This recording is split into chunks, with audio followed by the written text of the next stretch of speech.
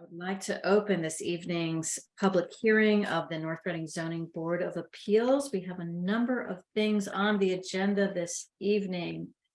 And if we have, do we have a Arthur Pickett here? We'll just go straight down the list.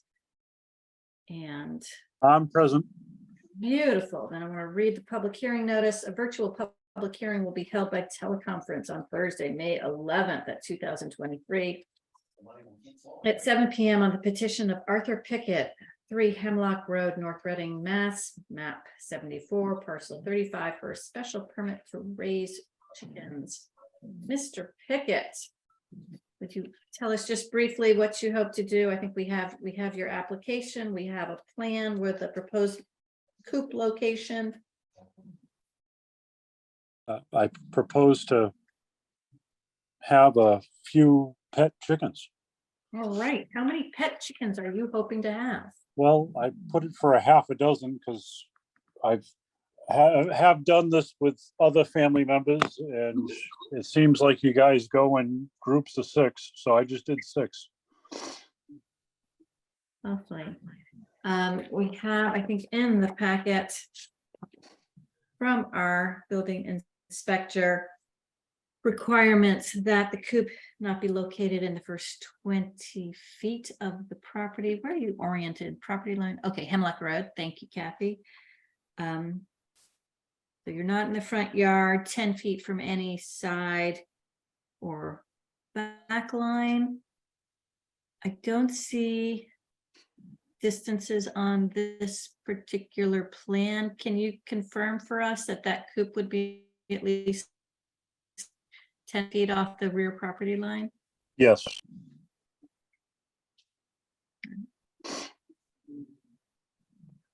And did you discuss with what are you doing for a shed or for a coop? I was going to build a coop. All right.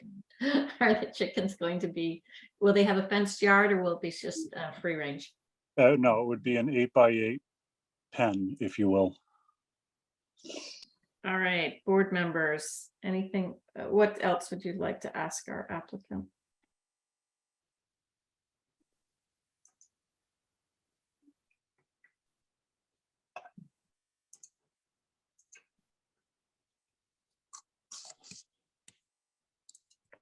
Anybody?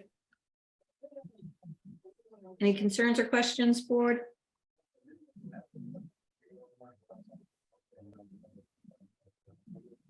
Right, Kathy, do we have anyone from the neighborhood who wants to question or comment on this petition?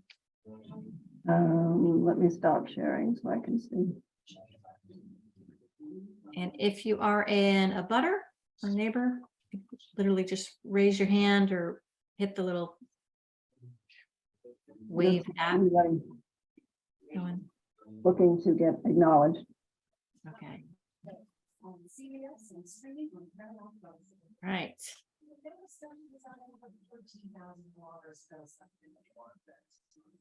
Right, the hearing, no questions from either the board or the audience would. Let's see, who do we have here?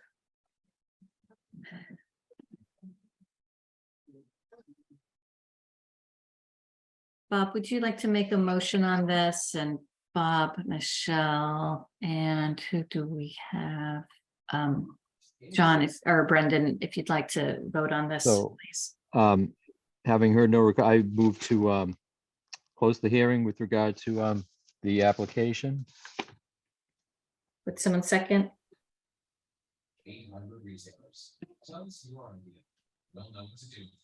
I think. I members of- second. Brendan or Michelle? With that, I'd like to make a motion. I move to grant a variance as requested by the petitioner, Arthur Pickett. Special permit, just Special permit, I'm sorry.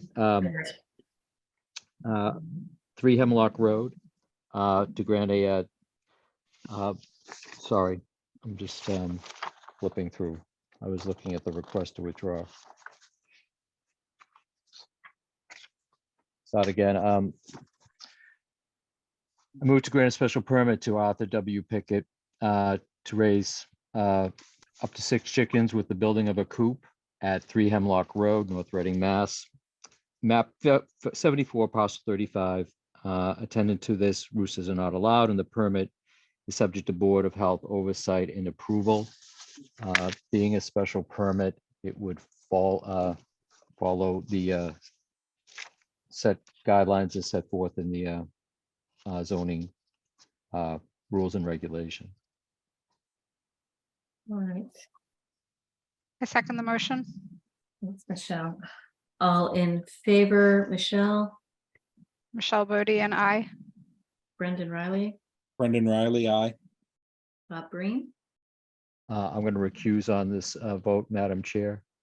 I forgot about that. You did mention that you were in the neighborhood and, John, would you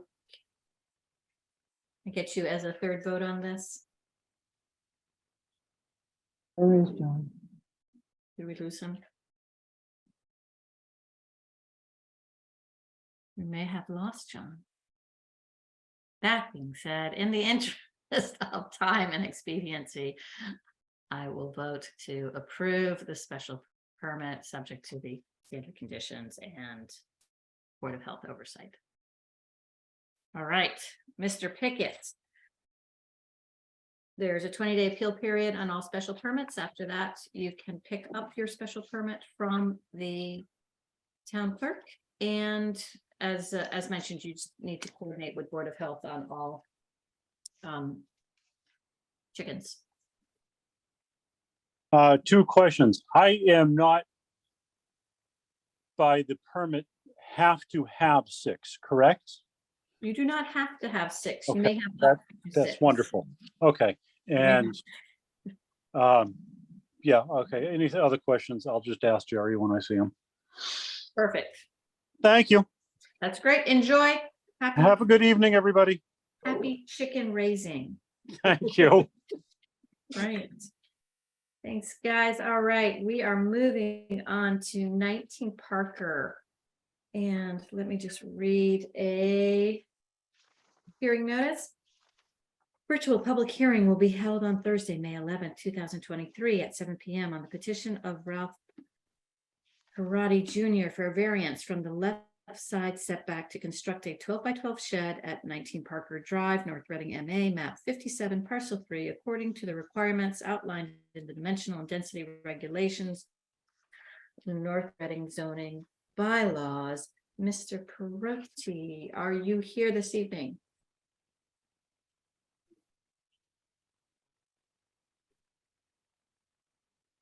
Yes, ma'am, I'm here.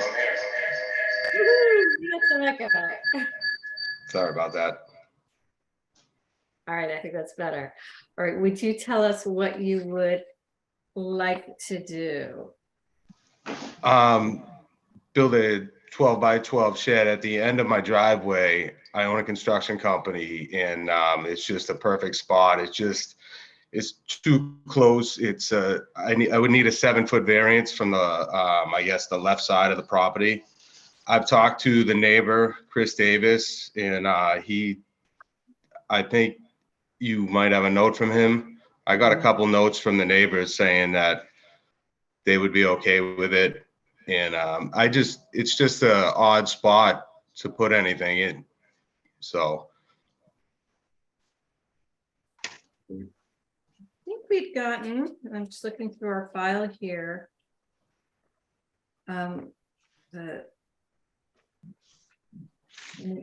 Yeah, a note from the Board of Health. Can you tell us where your septic field is on the property? The septic tank is to the right side of the shed. Mhm.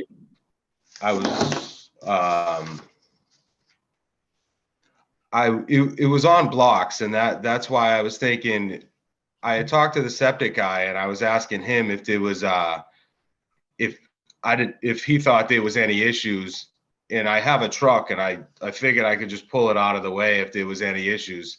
Again, it's just an odd spot, and it's kind of a choke point into my backyard. you know, and there's like a set of stairs over there. It's just an odd spot, really. I don't see on this plan, but the, where's the leaching field for the septic? I see the tank. Right behind the shed.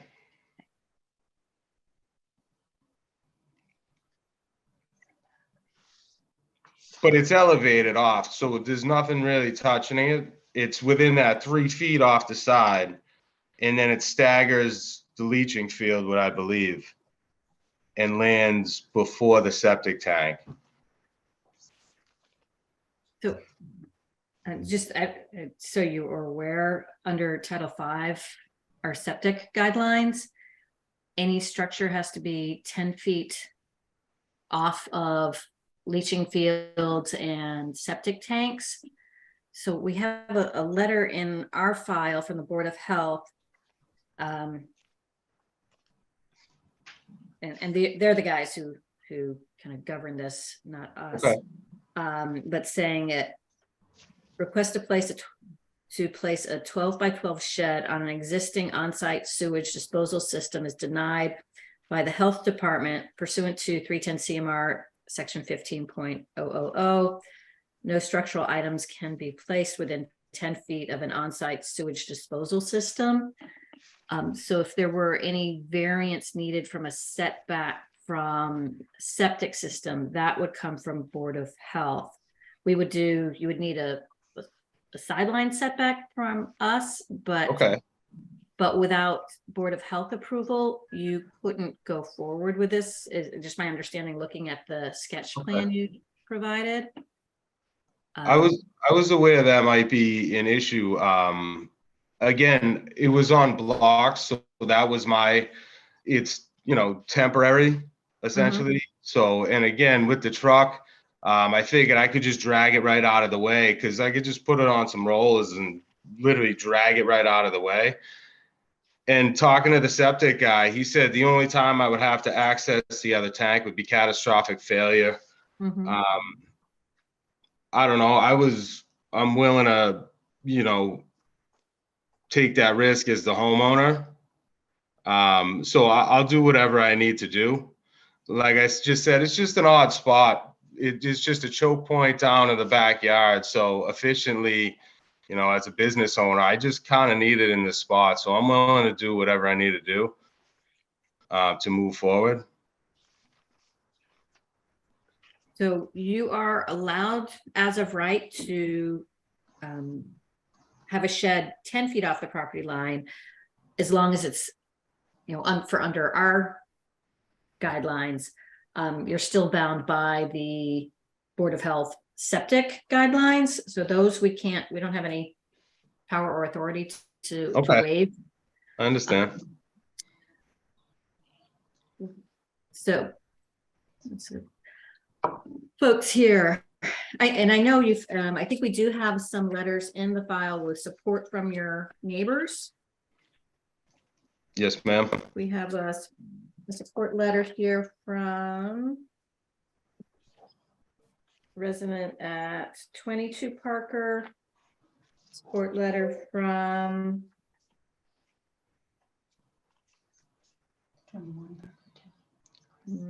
it's 22, 21, and oh, this was the- 20, I think. Chestnut, respectively, Mrs. Philip Chesley, I believe, handwritten note. Yes, sir. And just for the sake of, they all note that none of these submitted letters or documents oppose the request for the variance in this case, specifically regarding the sideline setback.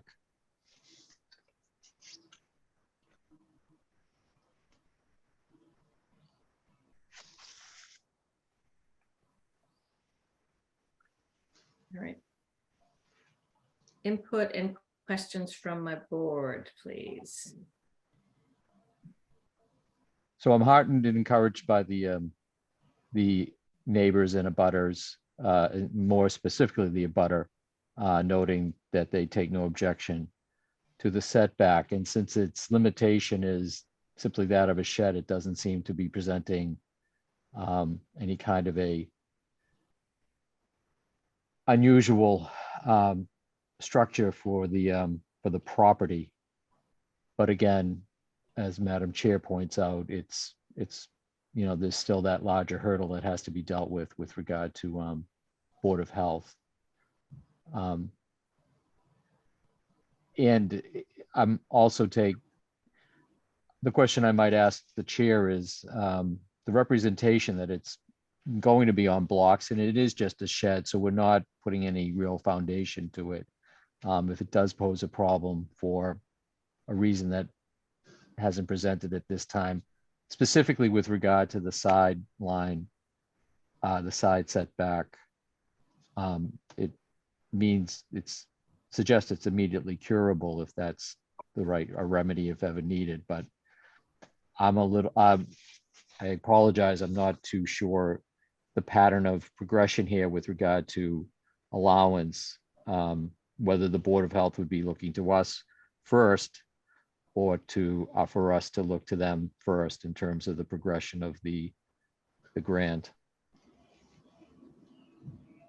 So I think. If I may interject, Madam Chair, relative to the Board of Health, Yes. Title V trumps us. We have no jurisdiction in Title V. What ends up happening is if Director Bracy feels that this is an issue, he gives the homeowner one letter and one time, remove it. If it doesn't get removed, it goes straight to the Attorney General's office. And it goes right to Title V. Mhm. Then he has to deal with the Attorney General's office. That's what Director Bracy informed me this morning. And I see from our property file here, it sounds like the shed may already be there. Is that correct? That is Yes, correct. ma'am. I was unaware of the zoning law. So in December, I built the structure of the shed and then got a stop work notice on it. And they were nice enough to give me till the early spring to address the issue because the ground was frozen, if I was going to be able to move it or not. So once the spring arrived, we readdressed the issue. Great. Well, But you didn't stop the work. You continued to work on the shed because the stop work order was down when my inspector went by. Is that correct? Yes, sir, it was. It had fallen off the shed. I was not working. He thought I was. I own a construction company and I was building shelves with my work partner for a different job. And he did come in accusing me of working on it, but I wasn't. I'm just trying to do the right thing here. Okay. Well, we appreciate that you're here and we can chat about it. I mean, you're here because you're asking for a variance. And as I said, you can put it 10 feet as long as you're not, as I said, as long as you're not stepping onto the septic setbacks. From our perspective, from our board, you can be 10 feet off the lot line, no problem. Variances, you basically have to demonstrate that there's some sort of hardship to your property to put it for us to grant a variance. So, questions would be, why can you put it someplace else on the property that doesn't require a variance? Can we move it more off the lot line? Because it would be what? It would be 3 feet off. You're requesting 3 feet off the lot line, which is, I guess, is pretty tight in terms of anything that we've granted under this board. So if I moved it over any further, I didn't want to get too close to the septic tank. That was why I try to keep it. And then to the right of the septic tank, I have a set of stairs that goes out to the back. And in the backyard, I also have a dry well. Mhm. So again, I would be, with that issue of, and owning the business. I mean, on the other side of the house, I don't have enough room either, because years ago, before I bought the house, I guess there was a variance granted for one of the rooms in the back, which puts me too close to the shed and the house. So realistically, that's just off my driveway. That's why I did it. I did it because it was convenient. That's all. Would there be a way to, I'm thinking both of your septic and the lot line setbacks, to pull it forward? I mean, not that we want it in, anybody wants it in the front yard, but to pull it forward and move it a little bit further away from the lot line. So that might, because you're gonna have to deal with a septic issue by pulling it forward or moving it to the other side. I think it puts me too close to my house, ma'am, and then it puts me too close to my frontage if I were able to pull it up and move it close enough away from the lot line. It just puts it in the middle of my driveway, really. So before I did that, I'd probably get rid of it.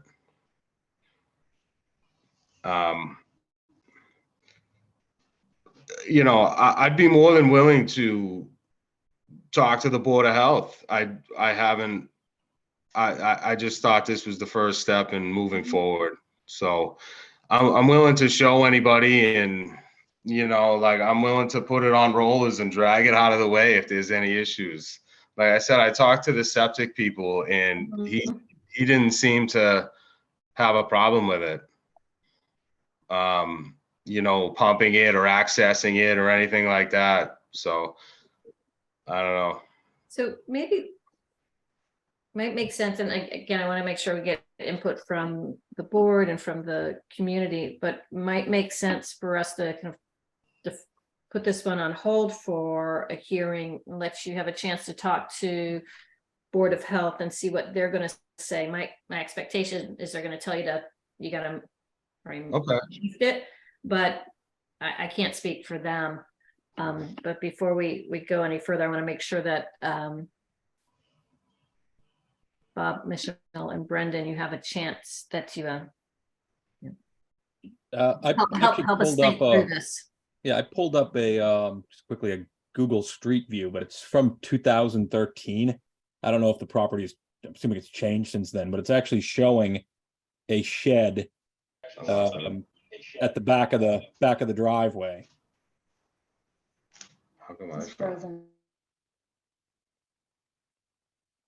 Is that still existing, or is there? I'm sorry.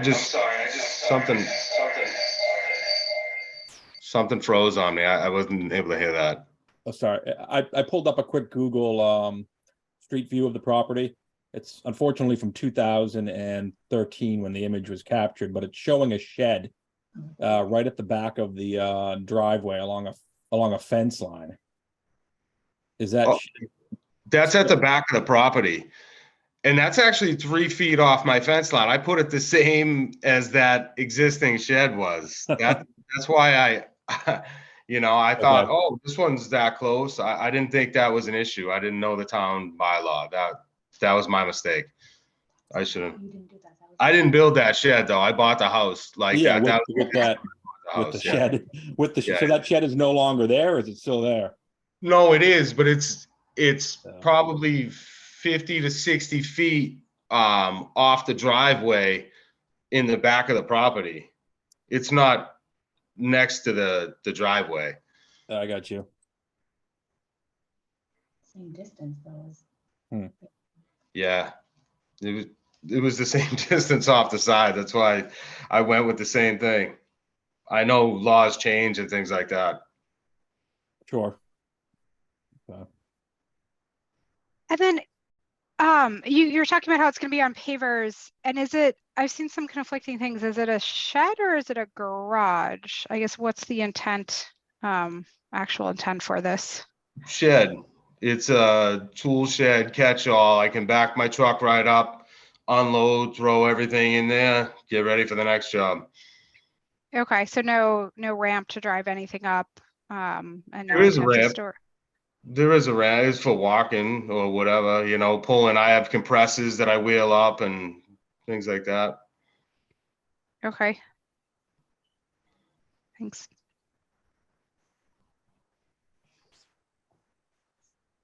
Well, I would only offer that, given that there's a clear problem with regard to the placement as filed and requested with Board of Health concerns, that it might be in the best interest of the party to request a continuance to give them the opportunity to seek Board of Health guideline and with, if they're in, but with the understanding that their job isn't really to tell you where to put it. It's more or less maybe in this case where it's not going to be allowed to be put.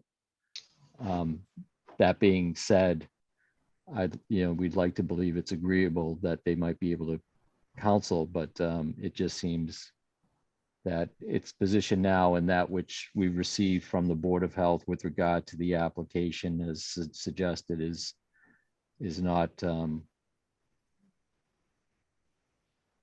your better time in the immediate might be spent with the Board of Health. Yes, sir, I understand. How would I contact them directly? Would they get a hold of me? How would this situation work? You would reach out directly to them. What we can do is continue this hearing until we're May, till June, to give you a chance to talk to the Board of Health, see if you can get either their consent or you work with them on location. And then with that, you can come back and see us. And in the meantime, of course, you can always talk to Inspector Noel on where things might be located. It's looking at looking at the maps, it looks like if it were going right at the end of your driveway, kind of closer to the house, but still detached. We've got that funky thing in our bylaw about you can get within 10 feet as long as you're detached.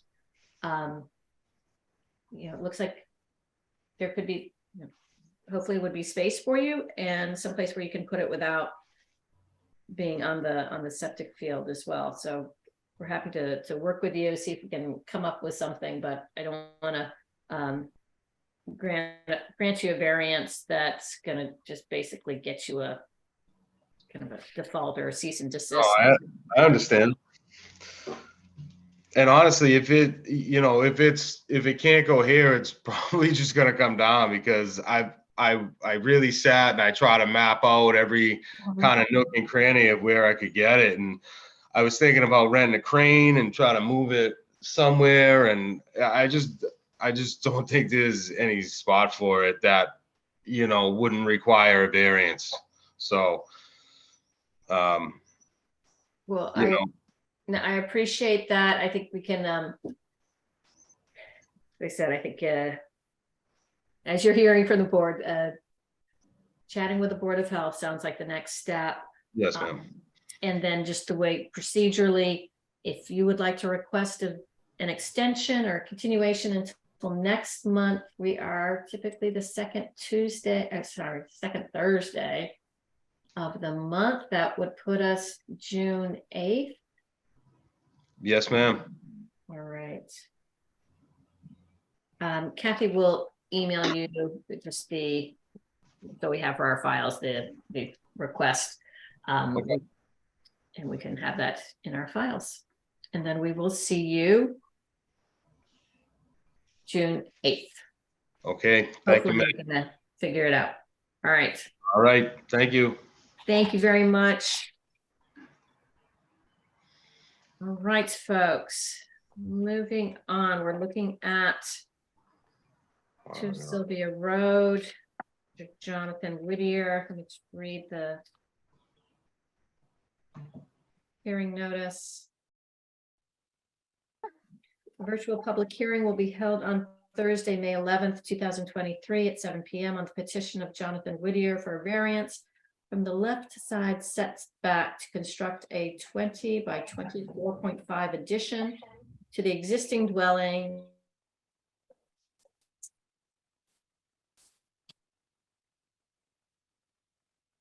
A, map 621, parcel signal and density regulations of the North Reading zoning bylaws. We have a Mr. Whittier with us this evening. Yeah, I'm here. Mr. Whittier, would you please tell us a bit about your plan and what you are requesting from this board? Sure. I'm planning to, as you see in the plot plan, build a 20 by 25 and a half addition, which will function as a master bedroom, master bathroom and closet. It's just extending out, if you're facing the property to the, going out to the left, you know, and looking for a variance there for 11 feet. So once that addition is established, it'll still be about 11 and a half feet to my neighbor's fence, which is 89 Park Street. I have spoken to my neighbors surrounding, you know, my property. They're all in favor for it. I specifically spoke to Patrick and Kylie Gamelin, who's at 89 Park Street, who would be most sort of impacted. They did submit a letter, which I hoping you have in your files, in support of the proposed addition. We have a very nice letter from your neighbors in the file. Great, thank you. Thank them for. Yeah. He's a real estate lawyer, so I think he knew kind of the words. All right. Michelle, if you'd like to lead off discussion on this.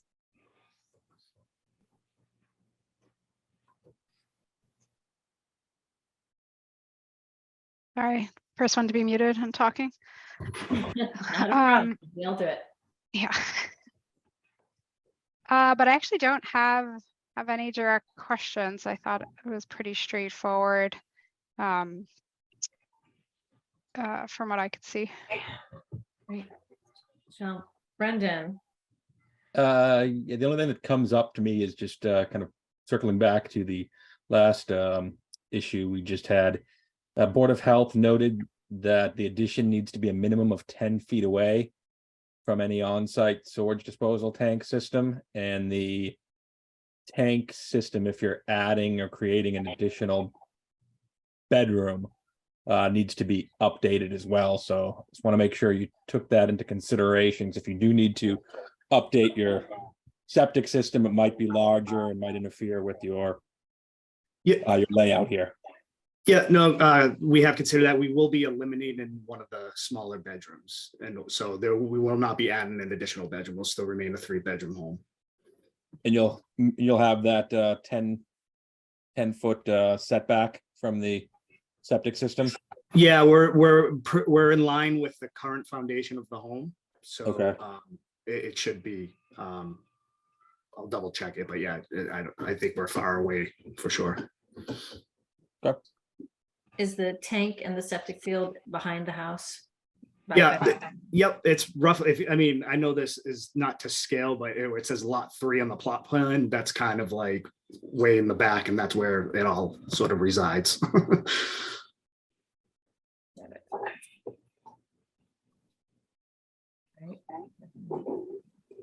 Bob? No questions. I think it's been covered. Thank you. So, thank you, Bob. Thank you all. Again, since this is a variance to support a request for a variance, we need to show that it can't go someplace else, and that there's a hardship, a need to locate it there, either due to the lot shape, size, function of the lot. So walk us through this a little bit. Like, can it go in the back? Can it go up? Talk. Sure.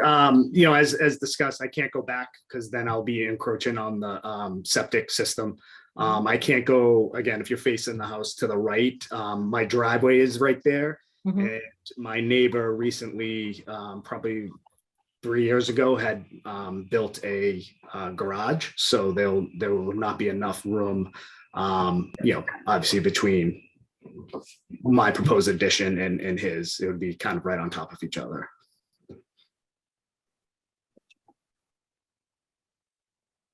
Do we have anyone in the audience with questions or comments?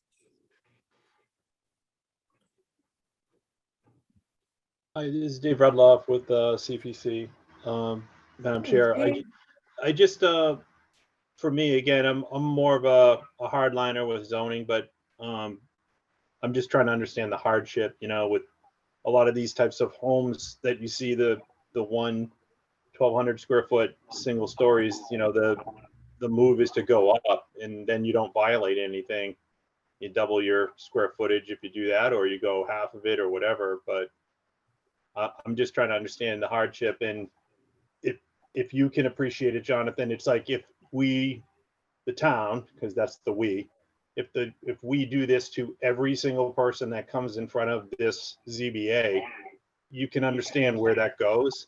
So everybody that wants to violate the 25-foot variance to the tune of more than 60%, I get personally the 2, 3, 4 foot stuff. A couple of those I think are even on this, but it's, when it gets to be almost the entire setback for residential or for detached, we're not talking about a shed here or anything like that. So that's my position, but I'm not on the ZBA. I'm just the liaison. So I'm just, as a, resident, putting in my 2 cents, and I hope you respect that. And I respect your, coming to the board and filing the variance though. Sure, no, absolutely, David. I absolutely respect your opinion and appreciate it. And part of our reason and for not going up, our living room, kitchen is and bathroom right now is currently cathedral ceiling. So going up, we would sort of have to eliminate part of that cathedral.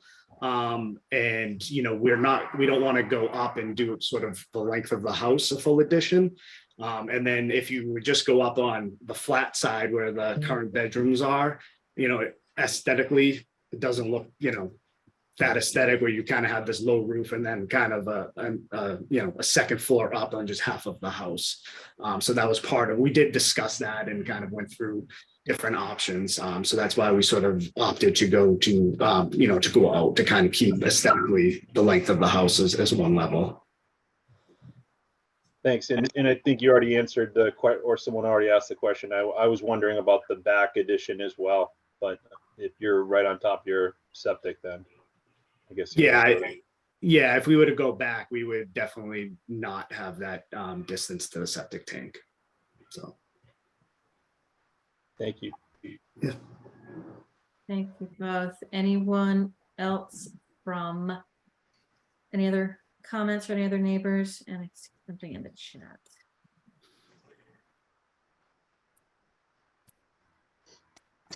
Please allow in people from the waiting room. Is there anyone else, Kathy, anyone in the waiting room? Yeah, that was a little while ago. I let them in. Okay, thank you. I just saw that now. Let's see if I can get rid of this. Great. All right. No, we appreciate that. And I know that's with some of the older lots or smaller lots, it's hard to kind of squeeze things in if you have an trying to expand your footprint. And David, I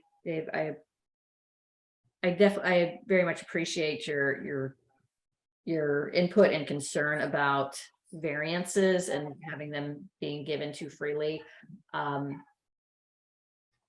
It's something that we really look at and struggle with. And I think by the letter of the statute, almost nothing would qualify for a variance.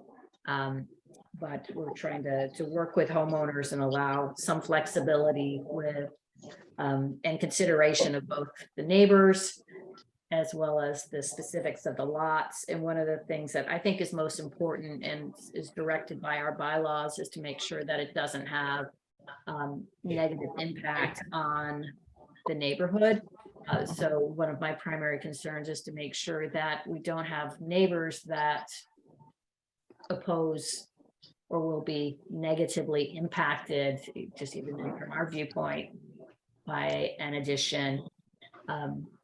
it's having your closest neighbor in strong support it's comforting to me to know that they don't think this will be a detriment to their use and enjoyment of their property next door. So I think that was very helpful to have. You can thank Patrick and Kylie for their support there. Thank you. Can I just say something? Of course, John, thank you. We lost I you for a little bit. You're back. Oh, that's me and technology sometimes don't always meet, but I apologize.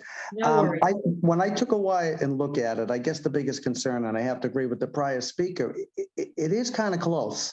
Mhm. And okay, the current neighbor is in favor, is comfortable with it. But my thing is, will the current neighbor always be there? The gentleman making the presentation, I'm very impressed with, and I'm kind of going back and forth with that.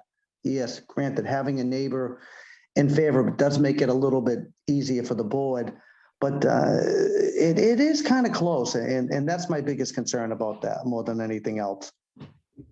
Yeah, no, I consider that as well, but I think, if future neighbors find it to be too close, they at least have the benefit, it would be as built and they could choose not to purchase the home or rent the home nearby or next door. So I think, once it's there, essentially for life. So everyone else would be informed and can make that educated decision. If they think it's too close to the house they're looking to buy, they don't need to then buy that house next door. If I may chime in real quickly, I agree, it is kind of close. However, their actual house is a lot further. It's really just close to the fence. And then they sort of have a large yard. So it's not like, we're going to look out the window and they're going to look right at us and through the window. So they're more set back on Park Street, towards the front of Park Street. So we do have like a good space of yard. So just, but I completely understand where you're coming from. So No, that is a good point. It's close to the fence, but it is not close to the house. That is true. Yeah. And technically we'd be looking at his garage, which has no window. So Okay, thank you. I appreciate the questions. Anything else from our board? All right. Let's see, let's have. Madam Chair, if I might, can I move to close the public hearing? Yes, you might. I would second that. And let's have Bob, John, and Michelle, if you would be the voting members on this. I'd like to make a motion with regard to the variance request. As set forth in the petition, the application, variance from the left side setback to construct a 20 by 24 foot and a half addition to the existing dwelling at 2 Sylvia Road, North Reading, map 61, parcel 63, according to the requirements outlined in the dimensional and density regulations of North Reading zoning bylaws. I move to grant a 14-foot variance from the left side setback to construct, as noted, on 2 Sylvia Road, map 61, parcel 63, and again for the plan submitted and dated April 4th, 2023. I second. Thank you, Michelle. Right, all in favor, we'll do a roll call. John, Yes. Michelle, Yes. Bob. Bob Brain, aye. All right, thank you all. John, so it's 20-day appeal period, and then you can pick up your variance from the town clerk. You'll need to record that, runs with the land. And then, of course, you have to get a building permit from Inspector Noel. So quick, I appreciate it. Thank you very much. So I have to wait 20 days before I start doing permits. Is that what you're saying? Yes. Okay. And will I be notified when that's ready, or just 20 days will be ready? Kathy, did we tell, is there notice sent out, or do you just have to calendar it yourself, John? I send out notice once you guys have signed it and it's stamped. Oh, that's right. We have to actually sign it first. Sorry, a little administrative I'll let you task. know when the 20 days is up, John. Okay, Kathy, great. you're the best. Thank you. All right. Kathy, he has to record it as well, correct? Yes, Yeah. he does. You Okay. need to record it, otherwise no one will know about it. And then when the building inspector comes and tells you that you're in violation, you will be able to prove that you got relief. Okay, I will wait to hear from Kathy. I'm sure she loves reaching back out to me. So thank you. All right, thank you all. Thank you, everyone. I Of appreciate it. Thank you. course. Right, we are moving right along. We are up to 7 Woodcutter Road. We've read the public hearing notice. Virtual public hearing will be held on Thursday, May 11th, 2023 at 7 p.m. on the petition of 77 Elm Street LLC for variance from the rear yard setback for a single-family dwelling to be constructed at 7 Woodcutter Road, North Reading, MA, map 78, block 4, lot 79, according to the requirements outlined in the dimensional and density regulations of the North Reading zoning bylaws. We have a representative of 77 Elm Street LLC. Yes, Madam Chairperson, for the record, Chris Sparagus. I'm a civil engineer with offices at the Engineering and Survey Office of Williams and Sparagus over in Middleton. Welcome. Thank you. Would you tell us a bit about your proposed project and what you are seeking? Yes, thank you. Would it be okay to share my screen? It Yeah. would. Kathy, would you allow Chris to do so? Go ahead. Okay, thanks.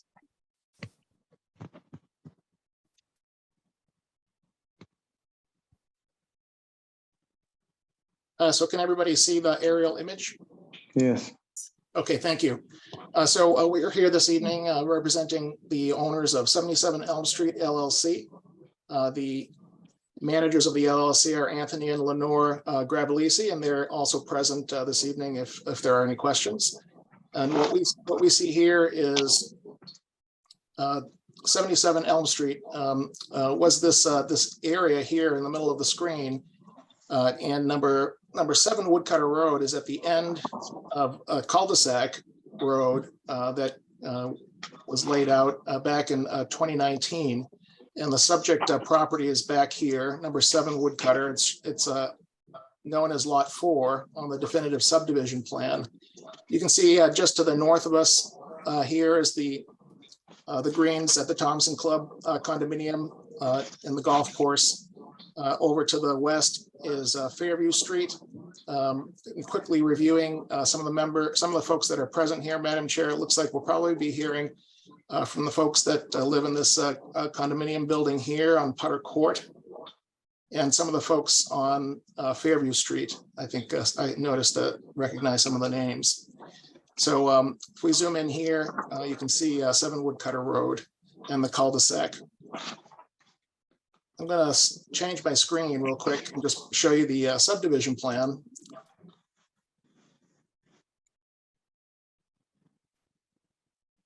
This is the definitive subdivision plan for Woodcutter Road. And if I zoom in here to the end, you can see Lot 4. It's a little bit of an odd shape, and much of it has to do with the existing and historic dry stone wall that runs along the northern property line here. You can see this is a stone wall symbol, and there are many line segments along the northern end of this property here, where we abut the Thompson Club condominium.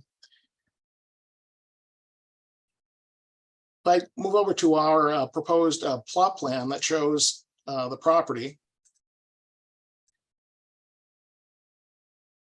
and zoom in just a little bit here, you can see where we've proposed a home, and you can see the property line, which is the dry laid stone wall to the north, and then our side lot line over here to the east, and our frontage runs along Woodcutter Road in this fashion. And then we also have a lot line that we share with some folks here to the south. In terms of the existing condition, the lot dimensions for this lot, we have the requisite lot area at 45,462, where 40,000 is required. The existing frontage along Woodcutter Road is 160 feet. And that's what is required by the zoning bylaw, 160 feet.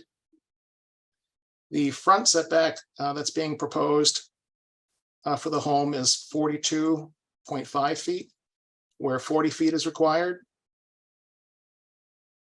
And then our side yard that we're showing here on the plan is the closest one would be the side lot line here that we share with the lot to the south. So that side yard setback is 35.5 feet proposed, where 25 feet is required. When we were laying out this house, we realized that we had some questions about what would be considered a rear lot line on this lot where we have this dry laid stone wall with all these line segments. So back in August of last year, we gave the building inspector a telephone call, and we went in and sat down with him, and he indicated, we reviewed the definition of rear lot line, and he indicated to us at that time, Jerry did, that that the dry laid stone wall, all of these line segments along the north, that he was going to consider each one of these line segments a rear lot line.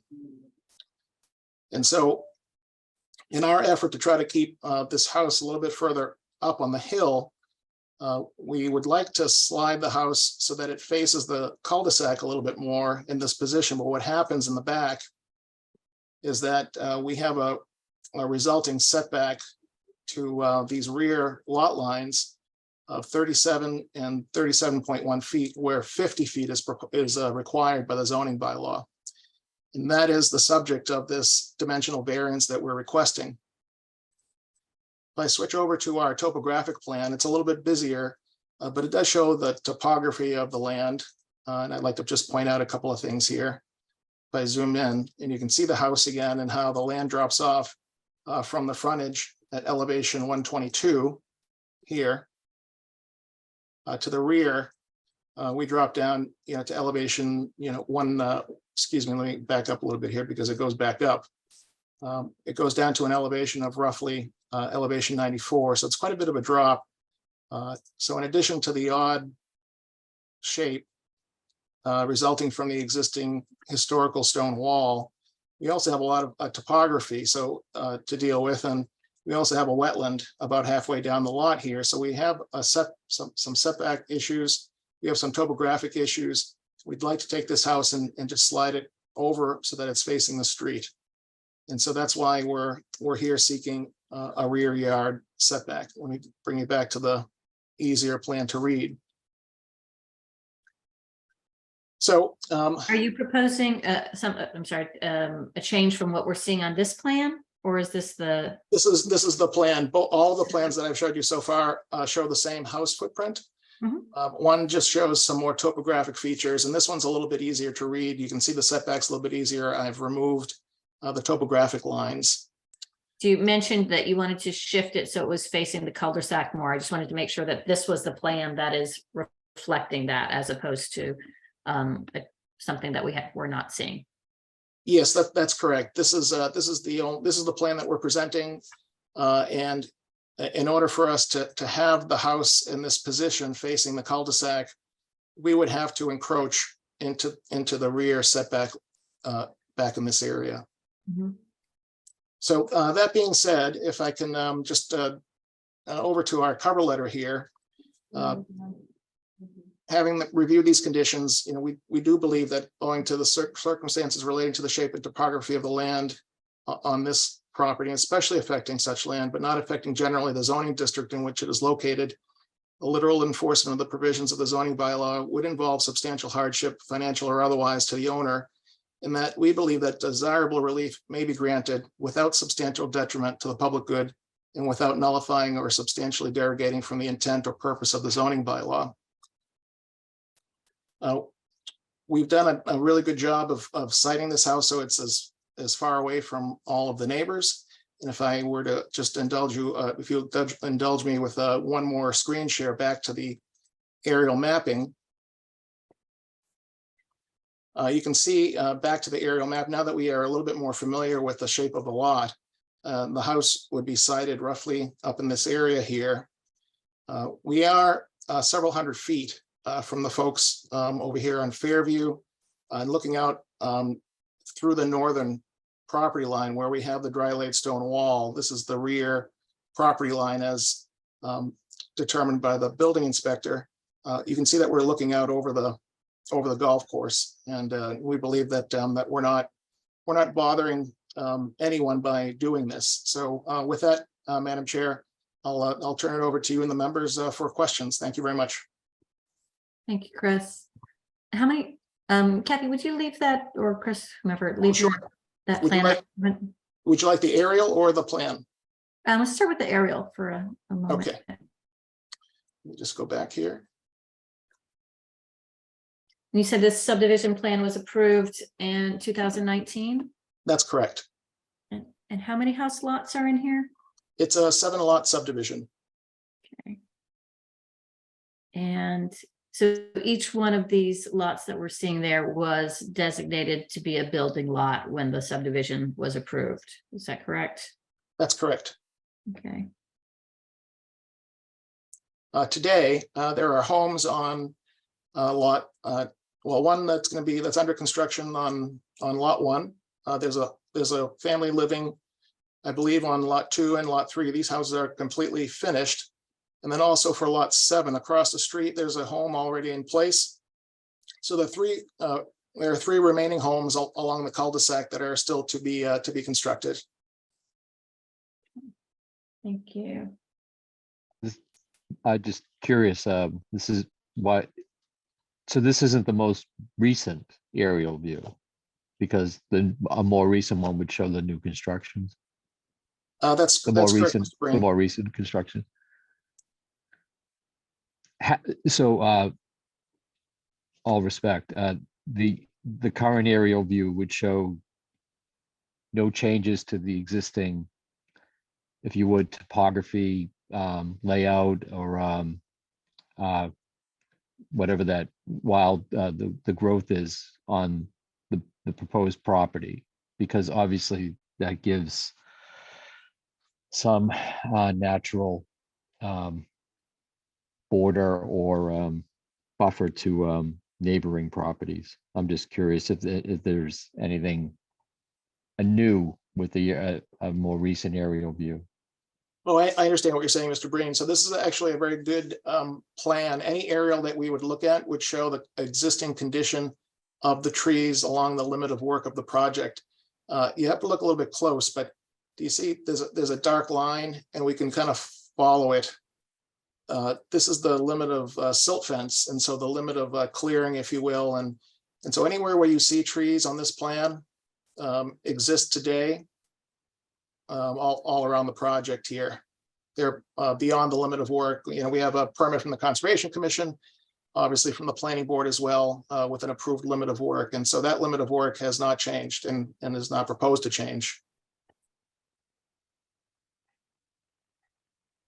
Thank you. In fact, most recently, the Conservation Commission, when they approved the work on these 3 lots, they required a pretty extensive planting plan for shrubs to try to revegetate some of the land between the backs of these lots and the abutting properties.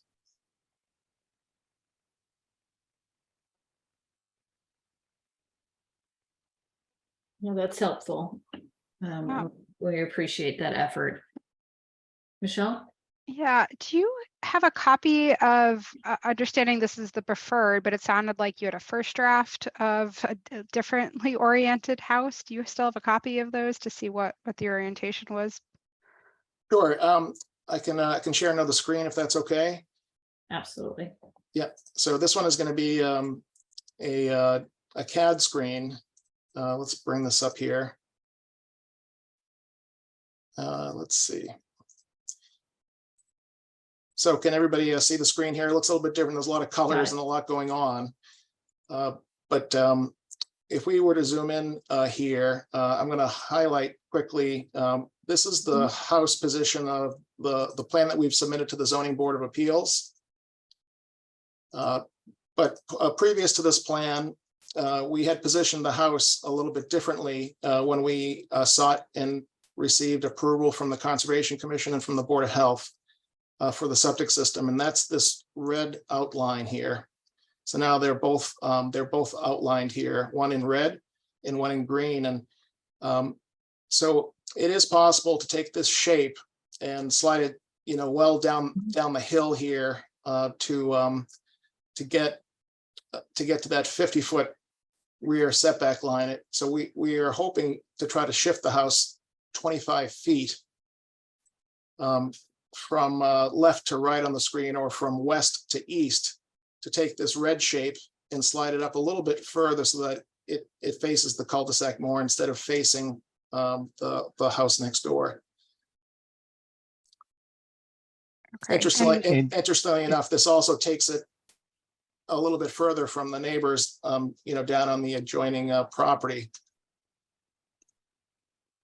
And the Okay. need for that the need for that shifting, as you stated, so I'm clear, is the hardship lies in effectively the topography and That's the correct. which is attendant mostly to the elevation, as well as The odd shape of the, I guess, this northern property line, which is the dry laid stone wall. We do work in quite a few communities throughout the Commonwealth, and in a lot of towns, there's only one rear lot line. It's usually the lot line that's furthest away from the front lot line, and then every other lot line is a side lot line. But in this case, in North Reading, the building inspector has ruled that because of the wording of the definition of rear lot line, in that it is considered the line opposite from a front lot line and which does not intersect a front lot line, that all of these lines along the stone wall would be considered rear lot lines.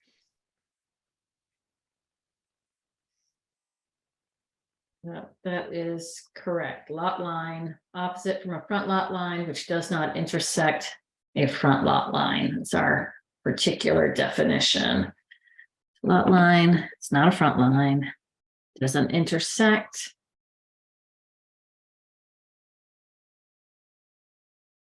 Does not intersect a front lot line. So this one's kind of busy. If I were to just go back that's to, good. let me go That back was a little- to a clean plot plan for you. Thank you, Chris. Right, so we have So the front lot line, along the cul-de-sac. and then so the line opposite the front lot line, which doesn't intersect the front lot line. So we do have a couple of lines that intersect the front lot line. So this guy and this guy. So those two lines cannot be considered a rear lot line, and that's pretty obvious, right? But what was not obvious to us, and we needed Jerry's help with, is, one might, in some of the towns that we work in, this line back here would be considered the rear lot line because it's the furthest line away from the frontage, and which does not intersect the front lot line. And then it makes it easy in that case, because once you establish the one rear lot line, then every other line is a side. But the wording in the North Reading zoning bylaw is a little bit different. And how far off, it's a little bit small for me to see on this plan, how far are you proposing off the rear, that rear lot line? So 37 feet is as close as we would like to get, where 50 feet is required. And on the other side of the stone wall, there is a house there, right? According to my Googling.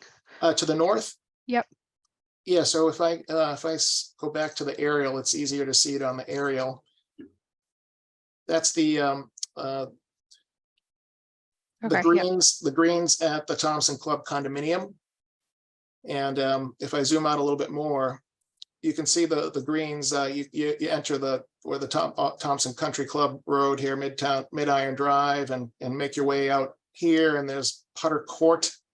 And at the end of Putter Court, there is a a townhouse style building with several units. And that's the building that's behind our lot number 3. Lot 4 is over here, number 7 woodcutter. And number 5 woodcutter already has a constructed home.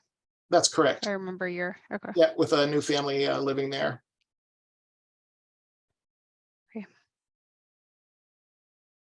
That was the end of my questions. Thank you. Done. Right. Brendan?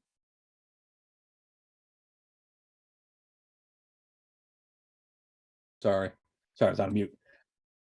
Thanks, Chris, for laying this out so well. I pulled up a Google Earth satellite image, and it does show the home adjacent to it built, shows some homes under construction, and it does highlight the topography a little bit better and that stone wall that you're referring to.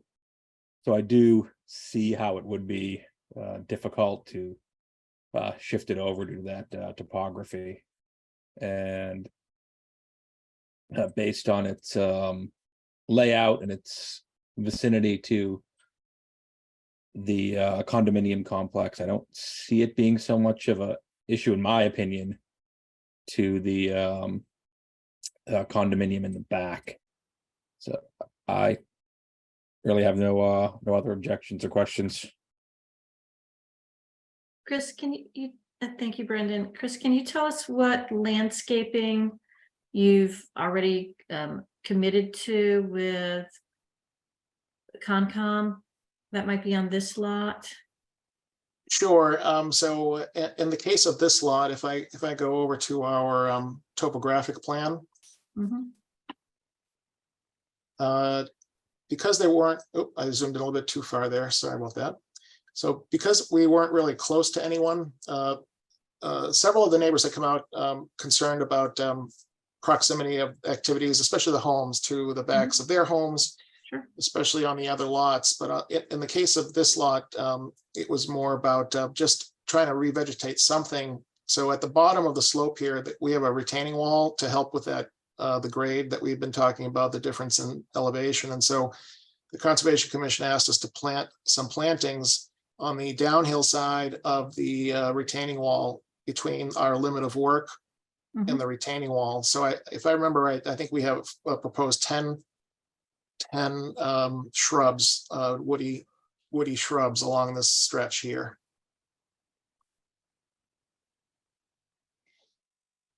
And is there, we'll hear from is there anything proposed along the defined rear lot line? No plantings at this time. We do have a stormwater management related feature along the rear property line. It's a swale which allows the water that runs off of the lot towards the back to be caught in this. You can kind of see these funny shapes here, these sideway U's, and so as the water comes off of the back of the property, it's captured in this little swale, and it's directed to one of our stormwater management areas here. So we were not proposing to plant trees along the swale here. Okay. Any other questions from the board before I open it up to the abutters? Given the topography and the position of the house, with regard to water runoff, is there a position taken by the developer that it'll either increase, decrease that activity? In other words, by putting it where it is, it might be better, or if it wasn't going to, if it was going to create a problem that's been considered, especially with the drainage system and the tank that you just noted? Sure, I do understand your question. So whether the house is positioned here or 25 feet over towards the west, the lay of the land is the same, and so the stormwater management system would be unaffected by this shift The project was designed to comply with DEP stormwater management regulations. It was peer reviewed by the independent consultant, Mr. David Giangrande, and it was also scrutinized by the Conservation Commission. So no, there's no change to stormwater management as a result of shifting this 25 feet.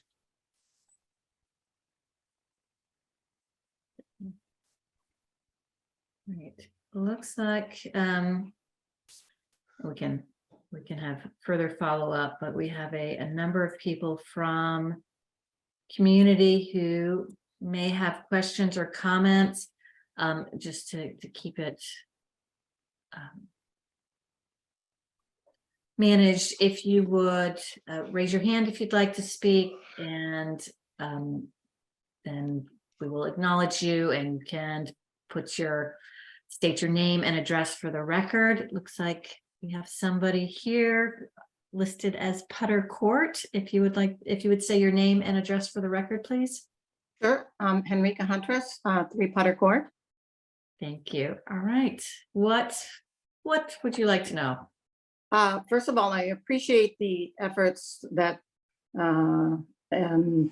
they have made already in terms of mitigating the impact and looking after the storm drainage. We are very appreciative, and we understand that a development is an inconvenience.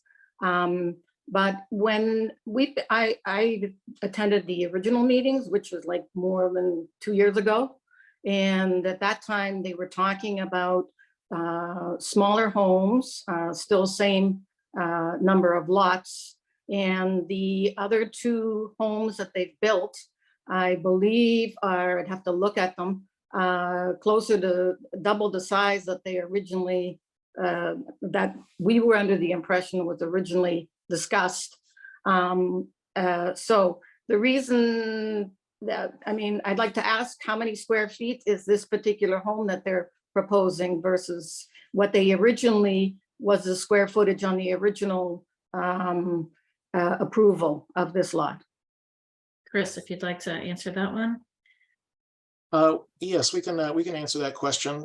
So we can talk about the footprint, and just quickly, just to compare numbers here, the proposed footprint is 2,216 square feet, so 2,216.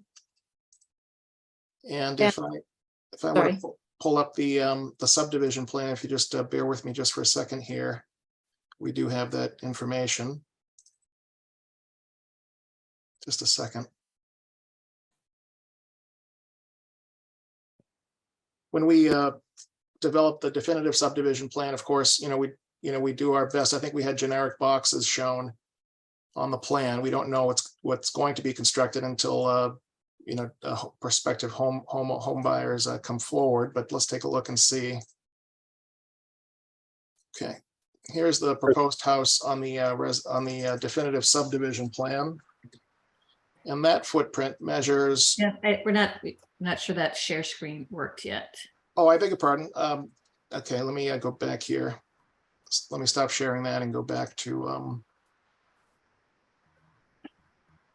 I'm getting 2,060 from the original. Okay, so my screen sharing is paused for some reason. Let's try this again. Let's try this again.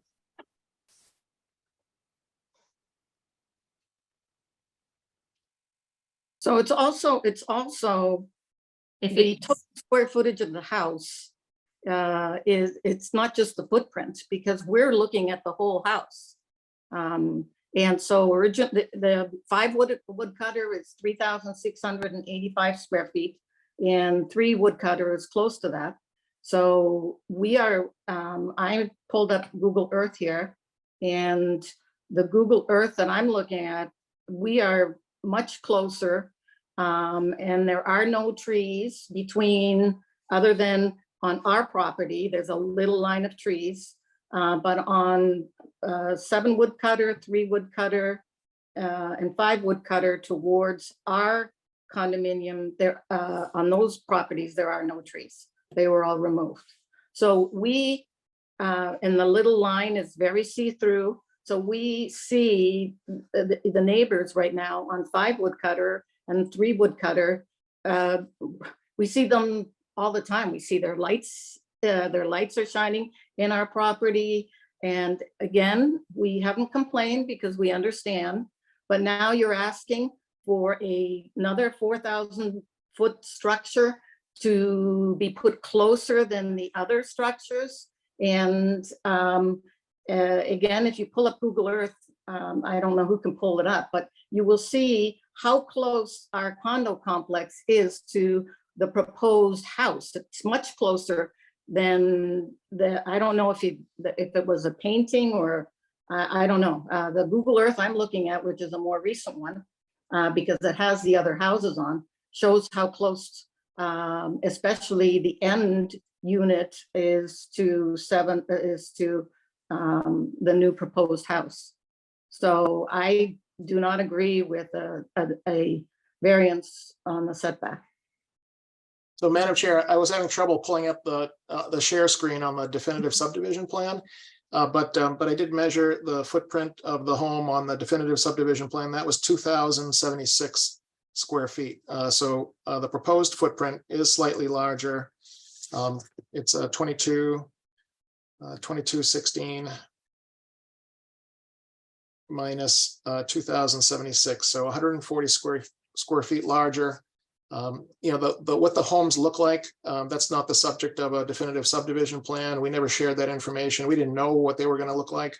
But the limit of work has not changed. So the number of trees that needed to come down to support our stormwater management area that was behind the condominium building at Putter Court, that has not changed from what was approved.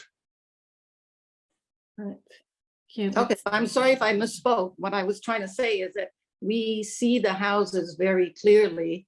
We see their lights, we see the people, we look, so we are very close to that. So now you're asking for the house to be even closer. And it's not like you're putting up a small little house, you're putting up a almost 4,000 square foot house. So it's, he talks about footprint, but let's talk about how tall it is and how big it is, because these are, I wish somebody would come down there and take a look from our perspective, because definitely, and my neighbors are here, maybe they can also speak to it, but we definitely see that, so. Well, thank you. I appreciate the comments, and I appreciate the neighbors coming out. I want to give everyone an opportunity to speak. So I want to look out to the audience. Do we have other abutters who would like to speak or have questions? I don't know how to do this. All right, so just your name and address for our record, and whatever your question might be. Karen Caleras, 7 Putter Court. I'm the one that's closest to the property in question. So my driveway is kind of on the edge of where this house is going to be built. And it is true, the lights from the houses in front of us, they shine right in my windows at night and they never go off, but it is what it is. I really can't, do anything about that. So, but it is kind of close, and I do feel that with the trees down, there's no buffer between us. Thank you. No, it's a good point. We'll let and what I would suggest is we'll have folks from the audience raise their questions, and then Chris will give you a chance to respond to that. Thank you, Karen. Anyone else from neighborhood? This is Michelle Lopalato, 7 Fairview Street. I don't have questions per se, just comments. If it's okay to leave comments right now. Yes, it is, Michelle. Please. Thank you. So I have to agree with the 2 speakers that went before me. There is an obvious lack of trees or just something to provide some kind of cover. These homes are very, very big. They're 3 floors high. And I think what makes them more imposing is that because of the topography, because they are on top of this hill, on top of a 21-foot retaining wall, and I don't even know the length, perhaps Chris can let us know what that is, but we have an enormous wall. I want to say probably 100 feet in length, 21 feet high. It creates a fishing. The homes look down onto Fairview Street and Putter Lane, and they're very, very tall, very imposing on top of this very large hill. I think that there has to be some kind of need or concern for very mature trees because they were all removed for these homes to be put in. And what I would say is that I implore this board to go and do a walkthrough on the site, because you cannot understand and see the gravity of what is without seeing it in person. The topography does not show it accurately. Thank you, Michelle. That's a good comment, because you're right that it's hard to appreciate things from an aerial, or more particularly from a survey plan, which is what we're used to working with.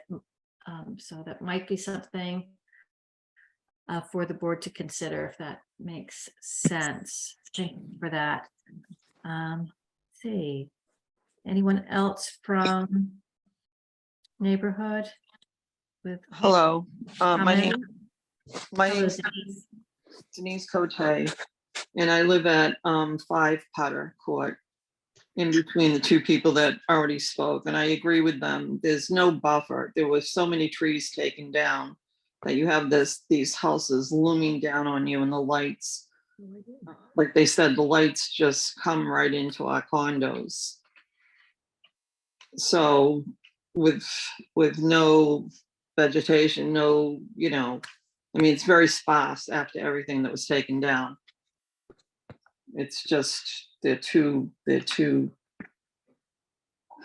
in our faces. I guess that's what I have to say. I agree with the other people that spoke about it. Thank you, Denise. I see a few more people out there. Want to give you? Oh, here's I see a hand up. Even while using the icon. Well done. This is Charlene Malik, 5 Fairview Street. And I would like to also concur with the other speakers in that the wall is just so imposing, and to not have any vegetation at this point to replace all the hardwoods that were there and all the underlying vegetation, it has made it look like a prison wall back there, and nothing has been done to validate any of the neighbors with these imposing houses.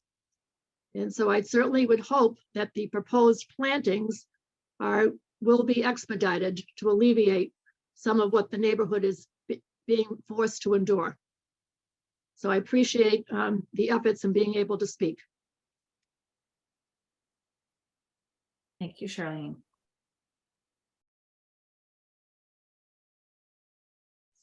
Anyone else? I'm sorry, this is Denise Cote again at 5 Potter Court. There are proposed vegetations or plantings for Fairview, but none for Potter Court. I'm not sure I know where. I'm just looking at the overview here. I don't know where Fairview is.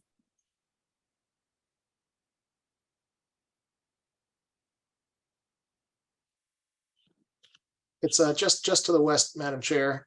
I got it. Thank you. And can I add something? Even if you were to put the shrubs, as he mentioned, and I don't think you can because there is drainage along there. But those houses, that's why I think that person was correct. These are 3-story, almost 4,000 square feet houses, and then they add other things to them. And there's no way you can block it even with a tree. So I understand that the current houses are within code, and we have to, that's, it is what it is. But I believe that you have rules and setbacks exactly for this reason, and that is to protect and minimize the impact on other parties. And so if you have an objection, even with foliage, the foliage does not solve the issue of a house that is closer that the neighbors do not agree to. All right, thank you for your input there. Yeah, and I think it's from what I'm hearing, it seems like there's a sort of a magnification of the impact due to the topography, since they are up on a hill over behind you, kind of looking down at the condos. So that's well, and to the size of the homes that are on that, and that's, you know, if you had a small little house, that would be a whole different ballgame. But you've got, you know, the houses are $1.8 million. That's what they were sold for. So they're 4,000. They're huge houses up on a hill, imposing, with lights and all kinds of things. And we, you know, so now you're asking to make it even closer when we're already enduring what we're enduring. And again, I fully acknowledge that there are rules in place that they are following. So thank you. But now you're asking for something that is there for a reason. Thank you. All right, yeah, just because it's none of the existing homes, as you mentioned, are all compliant with the setbacks. Otherwise, they would have been here, and you would have been here with us to talk about it. So this is the first one in the subdivision that is looking for some zoning relief. Before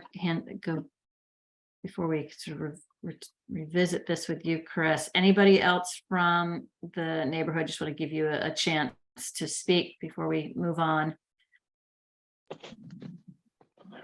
All right. So, Chris, we're hearing your neighbors, and we've got some real concerns. I mean, as we said, the existing homes are existing, and they did not need any relief, so they can be just where they are. Lot 4 would need to relocate it the way you're asking, would require relief from this board. Madam Chair, could I ask a question? I'm flying a little bit blind on my end. Which screen share are you looking at right now? This is the subdivision plan. Okay, all right, thank you. I wasn't sure if it was my screen share label is on the aerial image, so I wasn't sure. So I can help address some of the comments that were made to maybe explain the position of this lot relative to the folks that have spoken, and I can even show you what an elevation view looks like for the proposed home. The end that is proposed, that will end up facing the condominium building next door. That might be a little helpful. All right, please. Sure. So we heard what you got. Sure. So we've heard from the folks at Putter Lane, which is the property to the north. So that building is located behind our lot 3, and I'll just simply point out that that is I believe it's a 3-unit building. The footprint of the condominium building is much bigger than any of the proposed homes or the existing homes on our project. So I just would like to just point that out. Relatively speaking, the sizes of the buildings are very similar in nature to one another. That building, 3-family. I mean, that's a little bit of a. It's a very large building. That's my only point. When you're looking at it on the aerial view in comparison to the other homes, it's a very large building with garages on either end. That is located roughly here. And we also heard from Miss Lopalato. She has a home at the end of Fairview here, number 7. So this home is in the sort of view of the proposed home at lot 4. We are proposing to shift it 25 feet further away from Miss Lopalato's lot, And then the Malicks, Mrs. Malik, who spoke also at number 5 Fairview, is one house further down on Fairview Street. And they are about 290 feet from the proposed home site. By sliding it a little bit further in this direction, we're gonna put the house about 300 feet away from where their home is. Now, looking at the elevation of the elevation views of the proposed building, this is the front elevation of the building, and then the garage end, which is going to face lot 3 and the condominium building, looks like this. There are no windows proposed on this end of the house. As I heard the comments about lights and that sort of thing, I wanted to quickly, I didn't remember, what this end of the house looked like. So this is the garage with a bonus room above, but there are no windows on this end of the house. So that's a That would positive. be, isn't that a side elevation rather than the rear? Yes, if I can go back to the plot plan. So the building, the townhouse building is over here. And so the folks who live on the end unit, I'm not sure which one of the speakers was on the end unit. When they look in this direction, they're going to be looking at the end of the house, but I can also show you the rear elevation. This is the garage again. So lights should not be on in the garage, but let me pull that back up again at night. So this is the rear. This is the rear elevation. And so these are 2 windows in the garage, and then a couple of windows in the space, the bonus room that's above the garage here. So that's rear facing, this way, looking out over the golf course. That building, as I said, is over here behind lot 3. So I think in all fairness, you'll see that both the side of the garage as well as the rear, the entire rear elevation of the proposed home. I mean, it's more of a potentially at an angle, but. Right. I think the effect that they were talking about with the lights shining from the rear of lot 3, I don't think it's going to be. I think it's fair to say that it's not going to be any worse than the existing condition at lot 3, because it looks like those lights that they're commenting on are coming from lot 3, and lot 4 is going to be quite a bit further away. You can see that the house is set back 83 feet from the property line here. Actually, for number 7 putter court, the 7 woodcutter is closer than 5 woodcutter. So it's tough when you see this. I urge you to go onto Google Maps where you can see the construction area of number 7 and the existing number 5, and then the location of putter court. But the lights are all around the house. And again, this isn't a matter of lights, because we have to live with whatever lights they have. This is a matter of, you are now asking to put a house closer than what the town has agreed to and has setbacks to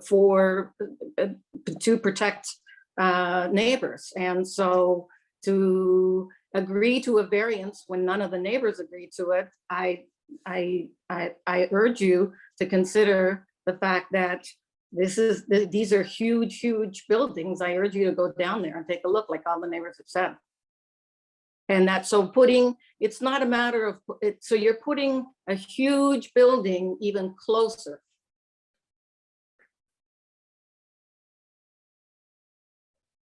I wish I could do the screen share here, but I don't know how to get, I don't know. He looked at Google Earth, and if you look at the current Google Earth, it looks a little differently than his map. But we can all attest we're very close. This building here is only 2 stories. Their houses are all 3 stories. And we're 1,600 feet per unit, and that's almost 4,000 square feet. So. Thank you. I appreciate your input. Do we have, all right, let's Um,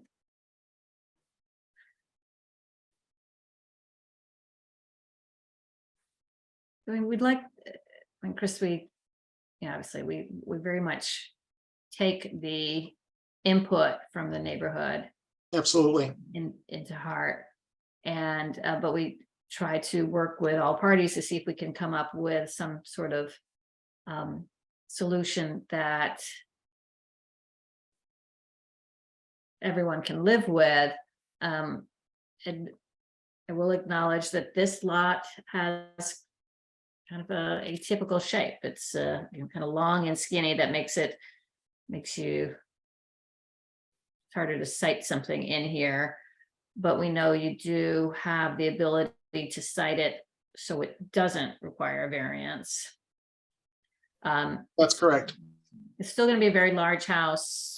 It would be shifted a little bit towards the west, towards the left. But you could fit the same house. I was able to pull up the Google image that the butter was talking about. Is it okay to share my screen? Yes, you may, Chris. Okay, let's see if I can pull this up and we can take a look at. This was still not the most up to date. Let's see here. Can everyone see that? Yes, you're. Okay, so this is a really good shot of the 3-unit the triplex condominium building. And then you can see the house on our lot 3. And actually, as we tried to position these homes, we tried our best not to, point them directly in people's backyards. You can't always achieve that, but we were able to do that with this home. So the rear of this home, looks out towards the driveway. It doesn't face the building, if you will.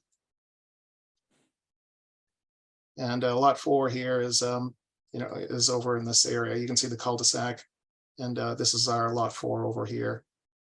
I like the mass mapper image because you can overlay the assessor's lines, and it's a little bit easier to kind of see lot lines and that sort of thing. But this is the house next door.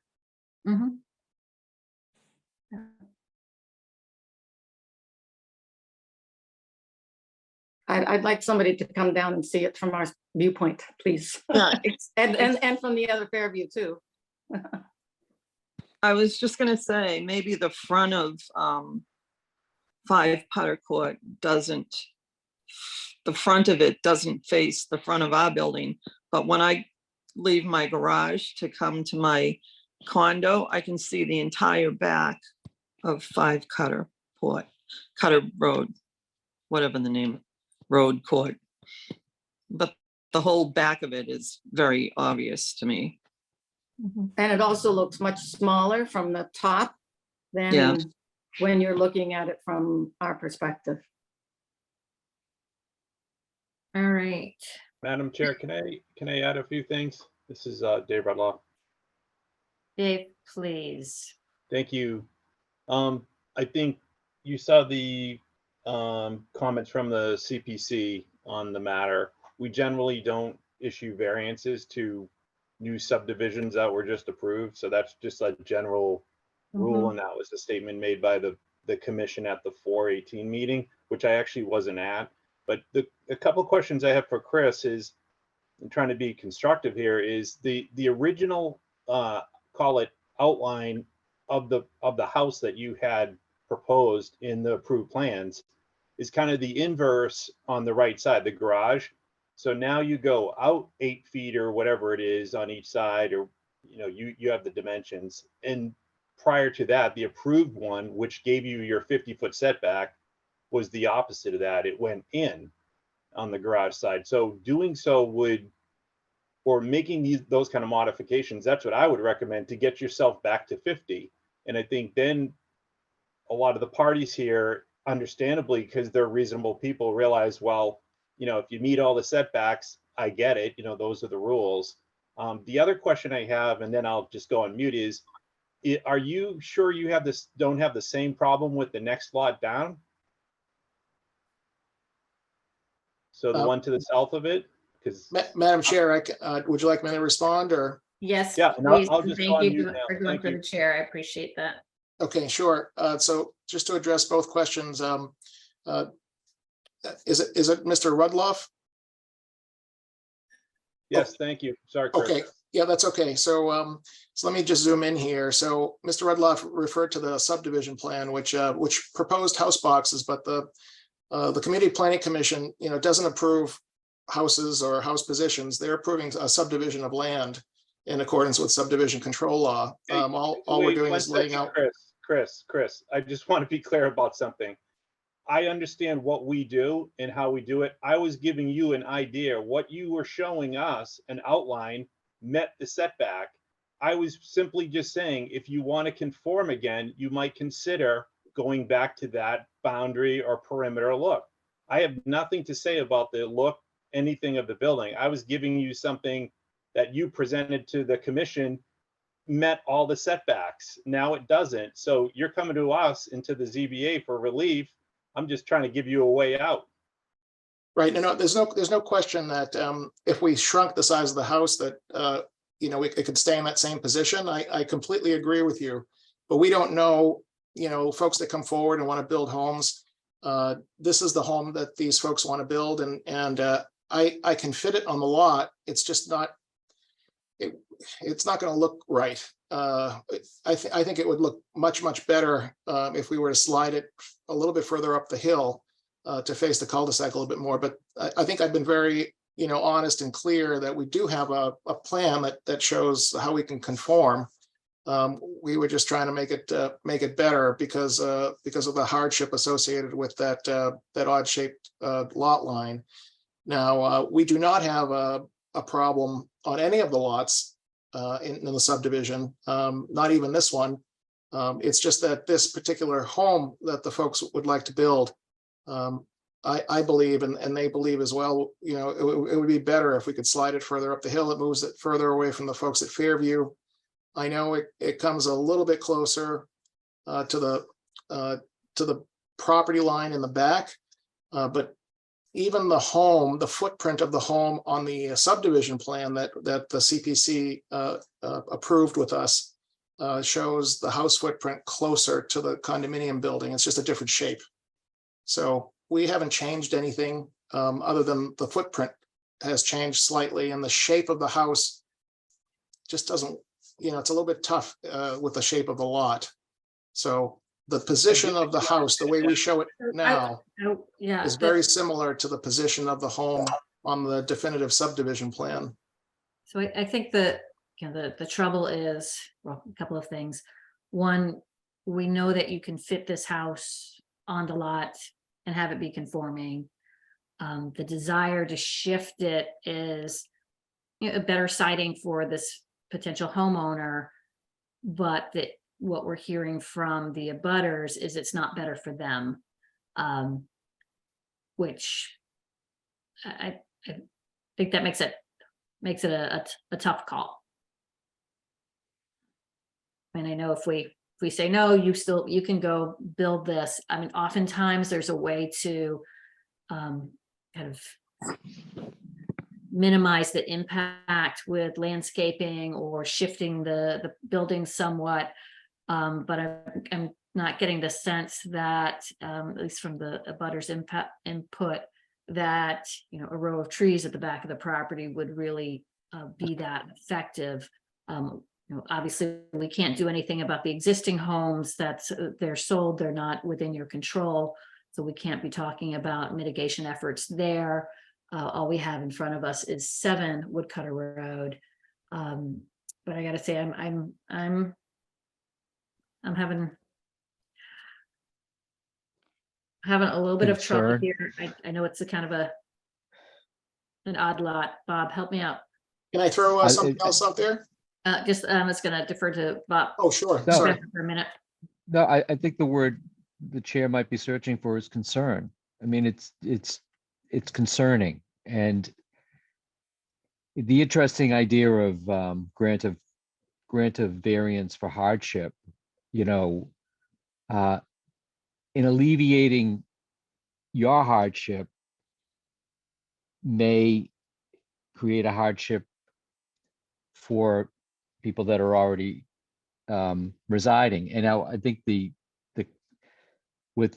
but to that point, I think it's fair to say, you know, the size of home, I mean, when those lots were empty, when those parties purchased their existing homes, and they couldn't foresee what was to come. But as has always been an underlying guide, if you will, or maybe mission statement of sorts for the zoning board, as my understanding is, you know, we've got to be mindful of not only what has gone on before us, but also what is going on now, as well as the future. And this, while it may not seem the correct pretense of sorts to say that we're here to protect one interest over another, I think going back to the word I started this conversation with, the concerns that are being raised here, and actually those of the community, the CPC, they are, it's not every time that you hear concerns from abutters that seem to have, to me, in this discussion, this sense of weight. And by that, I mean, you know, the idea that what is being proposed and situated will not, as Madam Chair just said, be easily alleviated. And I'm troubled by that. And so I'll go back to, that's my concern lies as well.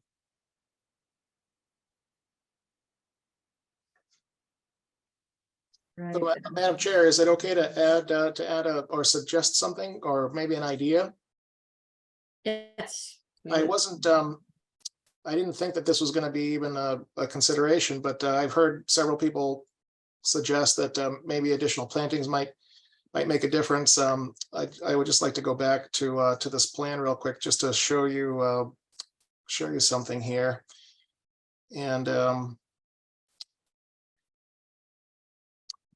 are you back to the CAD drawing yet, or are you still seeing the white screen? We are seeing a black blank screen at the moment. The wheel is spinning. All right, so it says on this particular screen, unfortunately, that the screen is paused for some reason. And when I go to try to resume share, it's not allowing me to do it. So let me go back to the white screen here, and I'll tell you what I was thinking. So back to this plan here, and I think you can see my mouse floating around here. We do have an opportunity if I go over to the topographic plan. This is the swale that runs along the property line that we talked about. That takes that channels a little bit of the stormwater from the backyard area over to the stormwater management area behind lot 3. But there's quite a bit of a slope here that's sort of a yard area, and we could plant. Here's our side lot line, and then of course the rear lot line. We could plant a series of evergreen trees along this slope here. You know, 1, 2, 3, 4, 5, 6 evergreen trees to provide screening. They could be good sized ones too.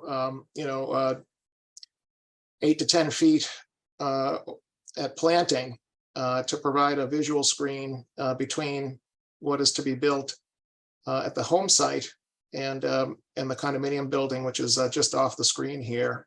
So I'll just throw that out there to see if that might help with this situation. Thank you. Chris, I appreciate the suggestion, and that's something I would ask the neighbors to consider. Would that be helpful to alleviate your concerns? We have Chris, you're proposing what? I forget how many, 8 did you just say? 6 to 8 evergreen plantings that are at the time of planting 8 to 10 feet high. I don't know from I don't have a good sense from the overall topography, how much that would block between condominium units and the new proposed home. Sure, just to give you an idea, I don't know exactly what the grade is behind at the house, at the building site of the condominium, but I know it's at least below elevation 110. So here's 110. It comes and it crosses the property line and it goes over in that direction. I believe the land is probably a little bit lower than elevation 110, but let's just assume, just to be conservative, if it was 110 at the house site. Where I'm proposing to plant these trees is along this contour line, which is roughly proposed elevation 117. So the ground is already 7 to 8 feet above this ground. And so we would be planting 8 to 10 foot tall trees, which effectively the tops of those trees at planting would be, let's see, 10 plus 8, 18 feet above the ground here, and probably even taller. If I were to take some shots over here where the condominium building is, it's probably even lower than that. And because this house sits up higher, we have that ability because we're higher on the slope. All right, do we have someone who wants to reply from the town? I mean, if we can work out a compromise that both sides are happy with, that is a lovely thing. If we can't, we can't. But Madam Chair, I would like to reply, please, if that's possible. Yes, please. First of all, I thank you as a board for listening to the neighbors. I'm sure we all appreciate having a voice and being listened to. So thank you very much. That, as I mentioned before, doesn't cover the fact that you're moving something that much closer to us. And I'd like to know the height from the bottom. It's 3 stories high, plus the roof line. So these are huge. So that is not acceptable to me, and I do not agree to a variance of the setback with the plantings. But I appreciate him thinking of ways where, but the other thing is, the only reason they're trying to put it closer is because they're trying to put a bigger house in. So he looks at the footprint and tells you about the footprints and the positioning, but we're not talking about the height that we experience here from our units. So anyways, thank you very much for listening. I will say they're not asking for a height variance, so it's got to be staying within the 35 feet height. But you're absolutely right. It's you can reduce the setback by making the footprint smaller or by shifting it. Those are both ways to kind of get around it. Can I respond? I'm 7 Putter. I'm the closest one to Karen Caleras. Yes, Karen. I don't, what's to say that they put those trees in and then they cut them down? The property owner can cut them down after they're put in. I mean, it's his property, right? Can they, we could make some requirements. It becomes an enforcement issue if the trees die, but we can put something in saying that they'd have to be maintained and it would be a condition of the variance. I don't feel that that's going to alleviate the issue. The issue is it's too close to the property line. It's infringing on our property here at the Greens and also on the golf course. It does right about the golf course too. Jennifer, can I say something? John, I would love you to say something. As you know, I live at the Greens. I'm not in a butter. I didn't know that. Well, I do. Okay. But I'm not in a butter, but I am very familiar with that area.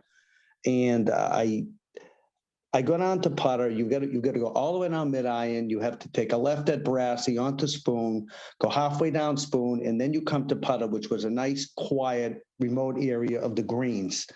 And I understand development comes in, and I do sympathize with the neighbors down there because obviously they lost a lot of view. But I look at this proposal, I drove down there, I drove up on Woodcutter. I don't see any hardship whatsoever why this should be granted. I read the CPC report, and I don't think a bunch of trees are going to be helpful. And I just can't see myself. I'm very troubled by this, and I just can't see this. That's my 5 cents. Okay. This is Michelle Lupolano. Can I make a comment, please? Yes, Michelle, you may. Thank you. I apologize. I'm in the car, so I couldn't see a lot of where Chris was saying he would put those trees. And I have to be very candid. You know, the variance slightly benefits the people on Fairview Street. And I do say slightly, but unfortunately, it negatively impacts the people on Putter. So it's really a very difficult decision, and I really don't know where to weigh in on that. Having said that, the trees, while the previous speaker said, you know, he doesn't see how they would make a big difference on the variance, understood, but I really think that they should be considered. But I really hope that this board doesn't make any decisions tonight without a site visit. I can't tell you how important it is for you to actually see the impact that it's created and how all the neighbors on all sides have been negatively impacted. Now, to his point earlier, building development happens. We all understand that, you know, and we're all trying to roll. I think everyone's been pretty good about it. But, you know, if there is a remedy that can be made to help us neighbors not feel as if we are living in a fishbowl, when you stand at the top of the, I think it's 7 woodcutter or 4 woodcutter that we're talking about, and then the property next to it, you have an incredible view into my entire life that was never available previous to this. So for me, trees are very, very important. And not just, you know, not shrubbery that the commission had previously allowed. The shrubbery is pretty, but it doesn't do anything to create any type of buffer or shed any privacy. So please just have a site visit and look at it from all angles, not just one, and then reconvene to make some decisions. I think that is very important to us neighbors that you do that. Right. Thank you. I would say, and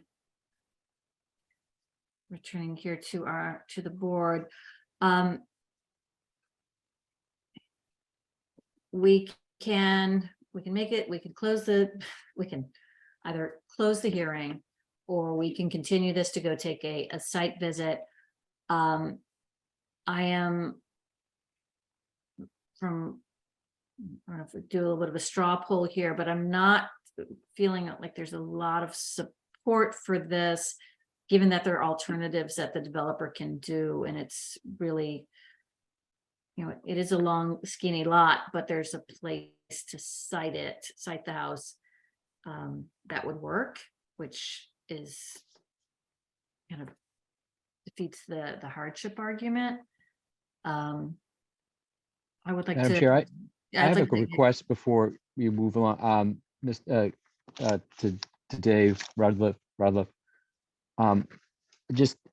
It applies in this situation, but it applies in so very many other things. I just want to take a moment because I think it'll benefit not only this matter, but also our board going forward. In your letter dated to regarding 7 Woodcut, the CPC generally does not support petitions for variances for new house lots and recently constructed subdivisions. I'd be interested in just having a better sense of, I read that and I hear you've got an empty lot and you're looking to put a house on it, yet you're looking for variances and the CPC doesn't seem to. Is there a current, or is there this a continuing situation that planning encounters? Because inherently that will affect us, not just in this matter, but other ones. And I think if there's an application in particular that shows that in this situation, I'd be very appreciative of just having a little bit more insight into how planning takes that position and seems to want to encourage or go otherwise. Madam Chair. Yeah. David, Thank you. please.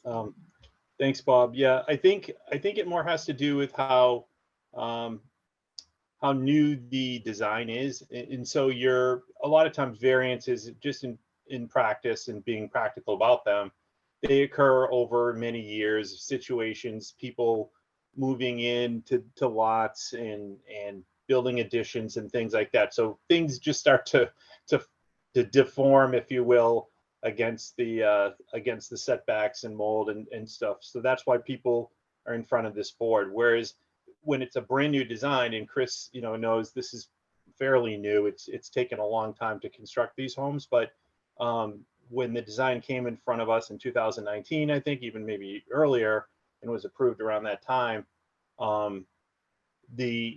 it's considered a new subdivision plan. So the fact that you'd be coming for a variance to build the actual house that you propose to build in that lot is for lack of a better word, disingenuous. It's just kind of like you should have known what you can build, and it should have been conforming as you represented it to be. And that's not in any way to make any statement against Chris here. Chris is just doing the best he can, and sometimes those conditions change on the site. But again, I wasn't at that meeting, but that is what I've heard every time we review ZBA applications, when there is a in front of us a newer subdivision type of request like this. That's usually going to be our response, because again, we defer to the ZBA, but we give our comment and say, hey, we normally don't make or recommend any changes to a subdivision this soon, this early. Does that help at all, Bob? Well, yes, because to me, it kind of speaks to the idea that, the various interests within the town, from zoning to community planning to Board of Health to the inspector, when we don't make these decisions in a vacuum. And I draw a sense not only from the existing abutters and neighbors that have spoken out today. I'll acknowledge to that same point, notwithstanding that, the developer here, speaks to the idea that, the property might look odd, and there's something to be said for maintaining a conformity within a community or a neighborhood especially. But I think it's instructive, and I would pass this along to, and it is public hearing, so, but to the fellow board, that what Dave just recited is something that kind of speaks to, as Madam Chair has pointed out in many previous hearings, the need for a variance, a hardship that has to be addressed. And I was, after listening to all the parties in this, I'm still sitting on the community planning note that, as Dave kind of just said, the idea of a hardship for something that hasn't even been built seems a little, I don't know if disingenuous is an appropriate description, but it just seems to be a little bit of a reach in that need. And that brings me back to what I spoke to much earlier in this meeting, which is I find this all somewhat concerning. Thank you, Bob. And let's see, Bob, I've heard from you. I've given my sort of thoughts on this. John, you spoke about this. Brendan, or Michelle, do you have? Yeah, Brendan. The only question that I maybe had, Chris, is if you were to shift it back over to the original plan, on that screen you're sharing, we have that swale. Is that there currently, or is that part of the construction of the proposed house? And would that impact the drainage on the site by shifting the home over and that would result in another change. In short, through you, Madam Chair, no, the swale has not been formally constructed. It's going to be done with the finished grading. It's fine grading that's going to happen after the house is built. But it's really just intended to capture some of the backyard area. And so that's not going to change if we slide the house back to the west another 25 feet. That doesn't change.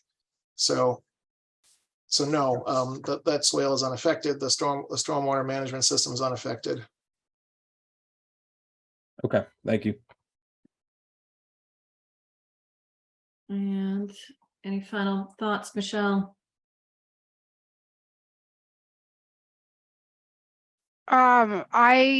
I come down similar to Bob and CPC of, it's hard to be forgiving when it's a new construction, if it's existing and you have no choice in the matter here. It seems like there's an alternative choice here, even if it's not as aesthetically pleasing or might be slightly more difficult with the topography. I think that's extremely well put.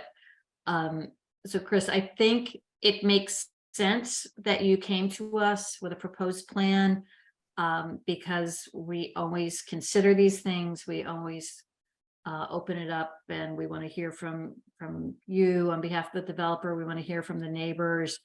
And I think this has been a very thorough vetting of this proposal. I appreciate everyone who's come out tonight. I know we are getting late and we have yet another hearing in front of us. So again, I appreciate all the public input. But I think we have gotten the information that we need and input here. I would just kind of from the straw poll we did here, I don't think this is sounding like something that we would be as a board supporting. But I think I'm glad that we went through the process, and I'm glad that there's an alternative available.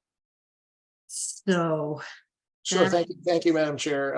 I am reading a text message from the owner, and they very much appreciate the ZBA's time tonight and the comments from everyone, and they understand the writing on the wall, and they've instructed me respectfully, would it be possible for us to withdraw our application without prejudice?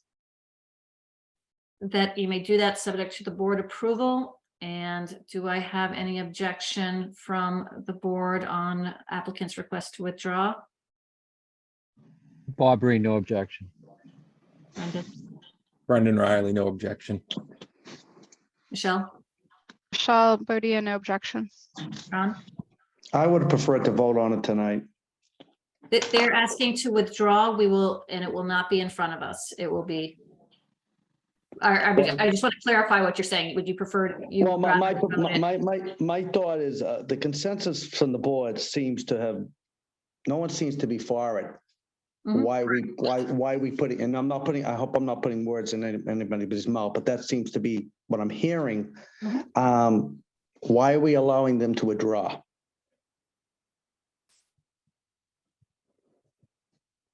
That's my take. Simply so they don't have a negative vote on the file, and if they have a negative vote, they can't bring back anything for 2 years. For 2 years, right? Can they? And Jerry, are you still with us? Jerry still here, or do we lose Jerry? Can you bring? Yes, I'm still here. That's their legal right. They have a legal right to withdraw. But once the hearing's open, we as a board have to approve it. My question was, if we did vote on it and denied it, which seems the way the board was going, they couldn't come in front of the board with and what's the wording? Is it similar? Can they not come for the same variance, a similar variance, or could they not, if they were seeking to build this within the allowed setbacks as of right? I mean, I'm not trying to say they can't go for this relief. Again, they have to wait for 2 years. Mhm. But it would not prevent them from submitting a plan that was conforming. Correct. Okay. So to our John, it's really a matter of, I mean, if we voted on it, they could not come back for another similar variant. I'd like to vote on it tonight. That's my opinion. Mhm. All right. I view that as punitive. I mean, I think they came to us in good faith, presented their options, was willing to hear the neighbors, and I think often I'm new to the board, but I get the sense often, we allow others to withdraw so that they're not prejudiced from coming back before us, should they seek another variance. And I think if we vote tonight, it would be punitive damages rather than just allowing them to withdraw. So I would like to just give them that opportunity, having already voted for them to withdraw. Thank you, Michelle. I tend to be in the same camp there because, there oftentimes there is a way to work around, and I would not want to discourage an applicant from coming to talk to us about an alternative that might be better. This one, the survey says, was not seen as better for the community as a whole, and that's part of our directive, is to only grant variances when there's no negative impact on surrounding community. So I would be inclined to let them withdraw. That being said, if they come back here within 2 years with the same variance request, I don't see that we would have a different opinion. To your point, John, it kind of sends a stronger message, but I'm okay with them withdrawing. And if that's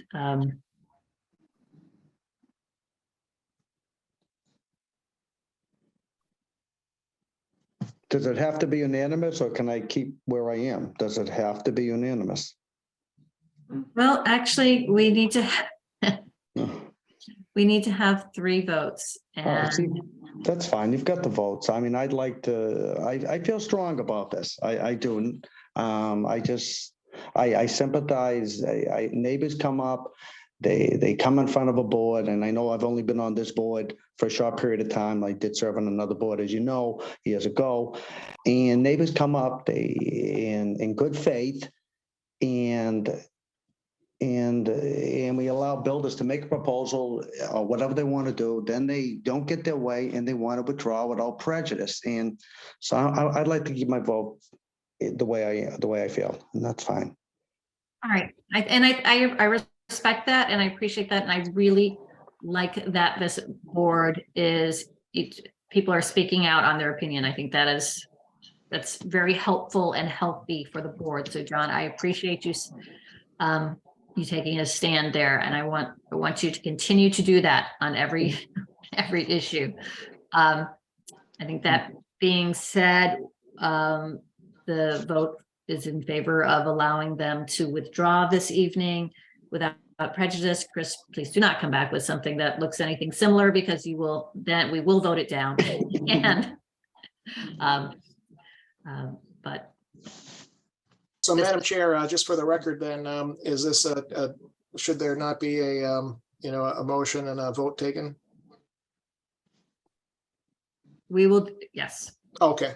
Do that for the record.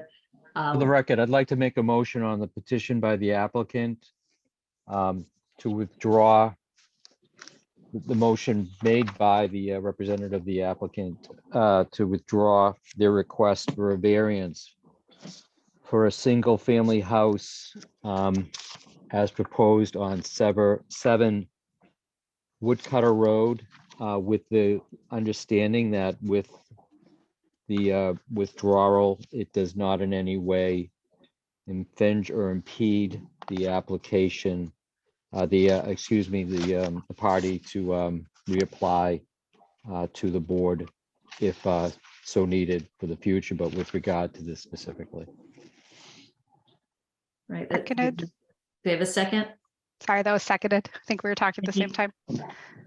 And all right, and do a roll call. So Brendan, Madam Chairman, point of order real quick. Would it be okay if I requested that the words without prejudice, we're not intending this to be adversarial in any way. So I just want to make sure that that's on the record. That's all. Okay. yes, Just for clarification, they may withdraw without prejudice. no, I understand that. There needs to be a clarification that for me that the withdrawal without prejudice is specific to, so without Just to this prejudice application. with this application, that's fine. So let me rephrase. I'd like to make a motion to allow the applicant's request for withdrawal of the petition for a variance for 7 Woodcutter Road, requesting a setback, a variance for the position, and with that withdrawal is not to be, is without prejudice. Seconded. Thank you, Michelle. All right, we'll do a quick roll call. Michelle. Bob Breen, aye. Thank you. Michelle Bodie and I. Brendan. Brendan Riley, aye. All right, thank you.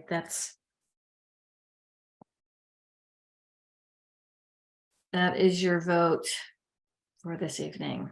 All right. Thank you so much for your time tonight. I really appreciate it. All right, thank you.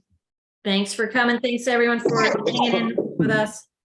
We have one more. We're gonna have to see a lot of people check out to go on with their evening, and I am just, in the interest of time, jumping in here. I'm gonna open the next public hearing. Virtual public hearing, Thursday, May 11th, 2023, 7 p.m., which it is no longer, at the petition of 142 Main Street Realty LLC, care of law offices of Richard G. D. Girolamo, for a special permit to run 4 landscaping businesses at 142 Main Street, North Reading, MA, map 25, parcel 3, with an ancillary use of storage of motor vehicles and equipment. Attorney Girolamo, we have talked about this before. So please tell me what you're proposing and how it's different from what we've talked about before. Thank you, Madam Chair. Hopefully you can hear me. My name is Rich DiGirolamo. I'm an attorney at 424 Broadway in Somerville, and I'm joined by the owner of the property, who's Peter Pantadosi. He's the trustee of 140, he's the manager of 142 LLC. Brianna Rowland, and by Joe Cernata from Elite Concrete Cutting, who's a tenant, who's been a tenant at this site for years. Before I begin my presentation, Madam Chair, I'd like to briefly touch upon some of the history of this case. You may recall, I'm sorry, whoever is shuffling papers, I can't hear over them.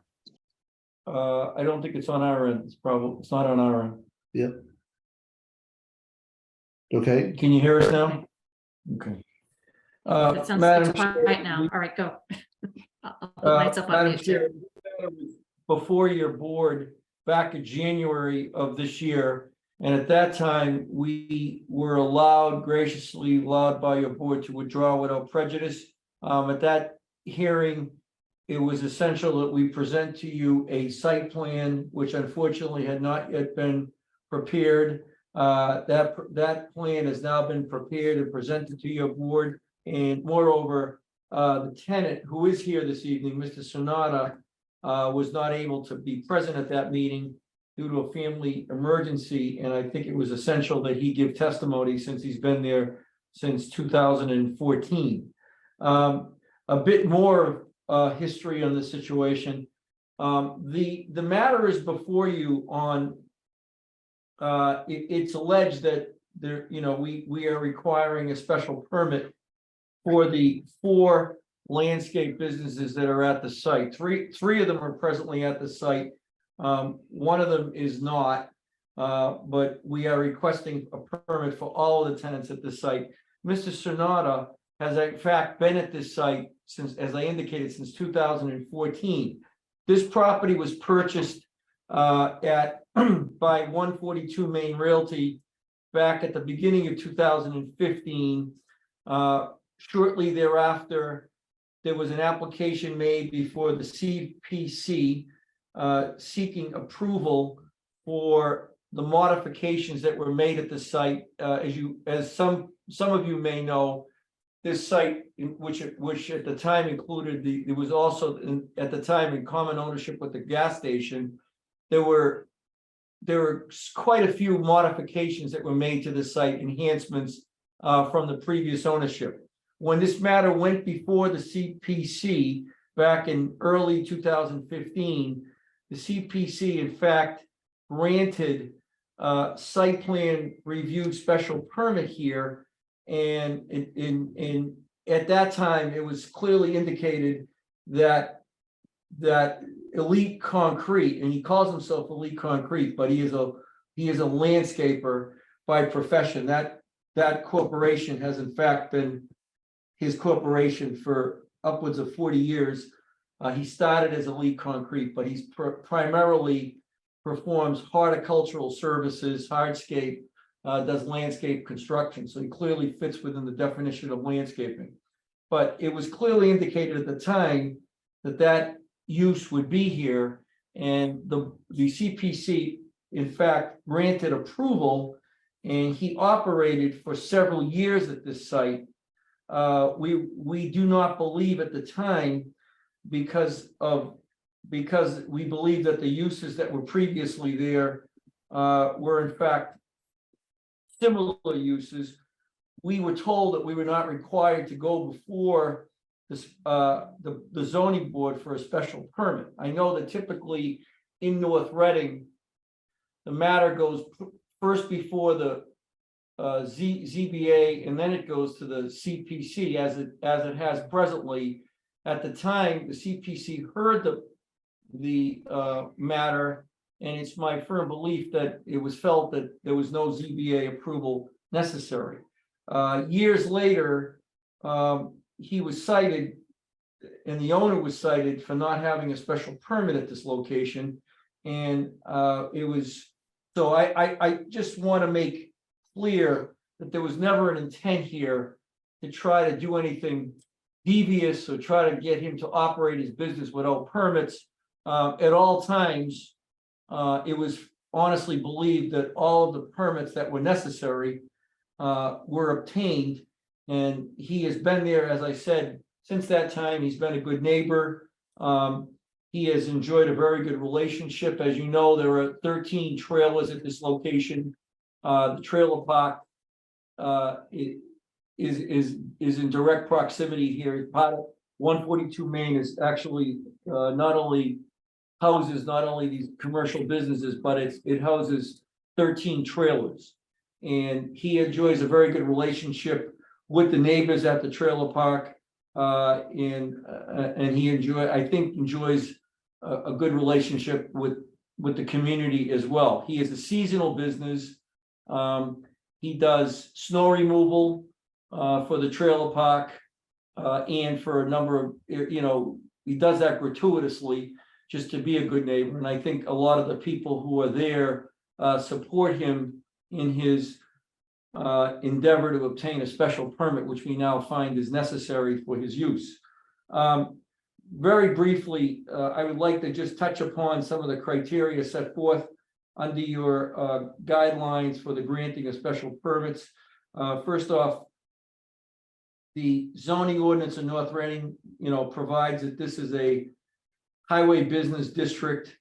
Clearly, we fall within the permitted use classifications as listed under the under the ordinance. The specific site we believe is appropriate for this type of a use. It's a 3.5 acre lot. And he, clearly it's a large lot. There is existing commercial infrastructure to support the request. And as you know, Main Street is certainly a major thoroughfare. Joe only houses 2 vehicles at the site, so there's clearly not an abundance of vehicles coming on or off the site on a regular basis. Moreover, he employs, depending on the seasonality of his business, anywhere from 2 to 6 employees. He maintains an office at this location. I believe it's in the form of a shed or a trailer, and he has a bookkeeper who works for him at that location. We don't believe in continuing my analysis under the ordinance. We don't believe that this use in any way would create undue traffic congestion or impair pedestrian safety. Similar commercial uses have been located at not only this site, but similar commercial uses are directly in this entire area and have been for the past 25 years, including on this site. So, having said that, I would request that you would grant him the special permit and allow these uses for the other businesses that are there as well. Eduardo's Construction and Paving is one of the 3 commercial tenants, as well as Green Man Irrigation, all of whom are coming under the landscaping business special permit. And again, I just want to make clear to the board that, there was never any kind of an intent to try to, operate this business in a manner that was not recognized or perceived to be legal by the town of North Reading. At all times, it was believed, once they obtained the CPC approval, that they had done everything that they were required to do. One of the previous owners of the site was a gentleman named Jonathan Cody, who was quite familiar with city government and town government. And he, in fact, was influential at the time in getting these approvals brought through the process.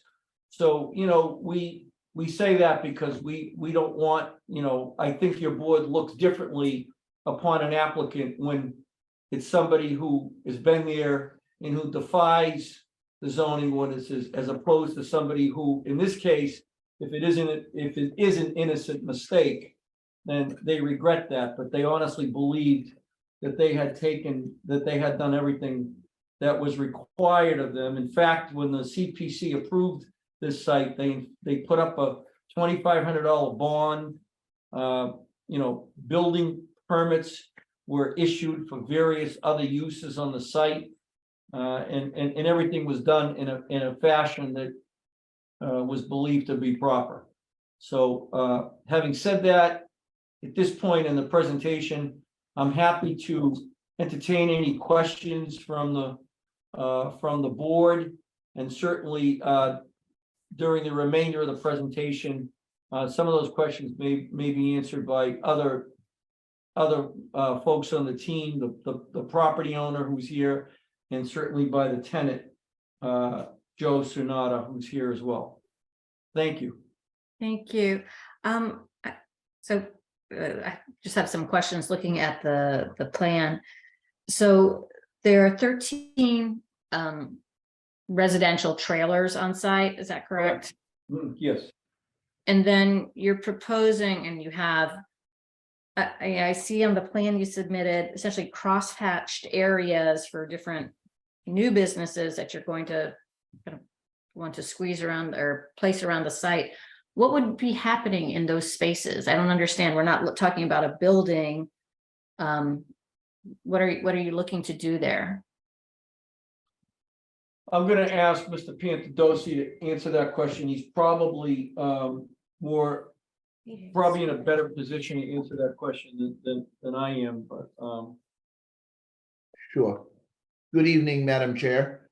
For the record, my name is Peter Panadosi, 434 McGrath Highway, Somerville, Massachusetts.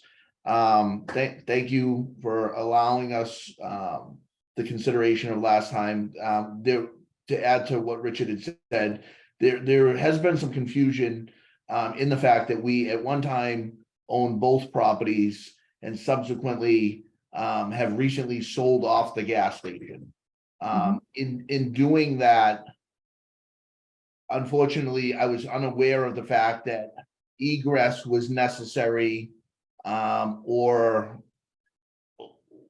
not, I would say necessary or required by the fire department. So as of our last meeting, there was notice sent out by the fire department that we had not finished conversations with them. So this plan coming before you tonight also demonstrates an easement that will be put on the gas station. We have a letter of intent.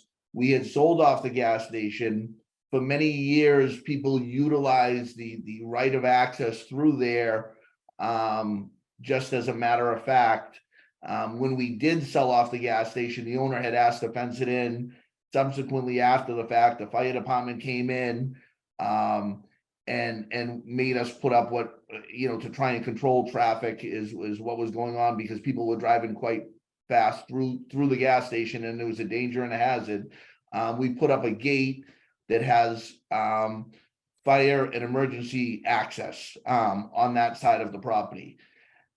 The other portions of the property, this is a lower income facility in which we are mitigated or controlled by a board in the town of North Reading, which is a low income board. To be able to substantiate the circumstances of that reduced income for our tenants, we're looking to utilize some of the unused portions of the facilities to be able to create other revenues, to be able to utilize those in its entirety, in its proper districting, for small businesses. And that's what we're in fact presenting here today. So I know I'm kind of jumped all over the place. I'd be welcome to explain further, but I'm just trying to get you the total picture. Obviously, eventually it's 3.5 acres of land. If in the event that, and we've talked about this, if sewer was to come down the road someday, the usage of this property may in fact change. At this point, the residential portions of the trailers are really kind of maximized based on their septic capability without, an extreme expense to us to put additional units there. So we're looking for relief because, unfortunately, we can't put additional residences there based on the septic. This was something when we bought the property, it was deemed to be a matter in which, we had thought we had done the protocol. And we've got, our sign off and notarized things. I had again applied for a bond with the city. I still have the bond out there with the city. I'm sorry, with the town, with the municipality. I apologize. But at this point, it's going to cost us additional money to be able to get the easement that you see on your plan tonight. And we're looking to do that. Unfortunately, it was something that we didn't realize in the sale. We probably would have taken care of in the sale, but there's an additional expense to that easement to be able to operate the park and or the accessibility to the park.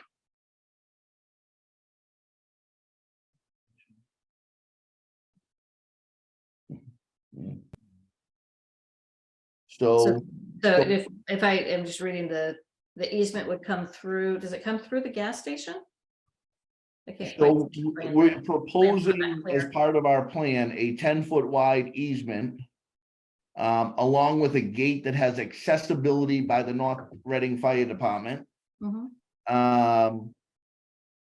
to access handicap emergency accessibility for the residents. The question that we had and the reason why we withdrew last time was because we did not have a firm commitment by the fire department as to what they necessarily were requiring to us at that point. You know, we do not have just a right per se to drive through this gentleman's gas station at this No, you point. At sold one it. point when, I'm sorry? He said, no, you sold it. It's. Right, well, yeah, exactly. So what we're proposing is this, you know, Mr. Sarnota is the longest resident. He's also a North Reading resident. And oddly enough, his business, he does a lot of work around the town in regards to hardscape and things of that nature. And we have, you know, what I would call micro businesses where, you know, there has never been a police complaint in regards to any of those micro businesses or any sort of calls or issues that we're aware of other than, you know, zoning requirements, which were sent out. But what I would say is they're independent small businesses that run effectively. They all have families, they all have workers. Mr. Sarnota has been there 8 years based on the community planning board's approval of the site.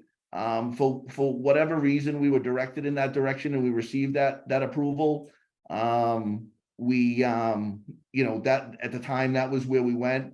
At this point, I want to jump in again. I'm still confused. Like, how are you proposing to use this space? I mean, is it, because I don't see. small business and landscaping, so. No, but you know, what are we okay. talking about? Parking there? Are we talking, you know, storage of materials, parking of trucks? Just to be. Yeah, storage of materials. So like a landscaper would store his, you know, mulch there at times. The back gentleman out there, his irrigation company, he stores like basically underground hoses and sprinkler heads and things of that nature.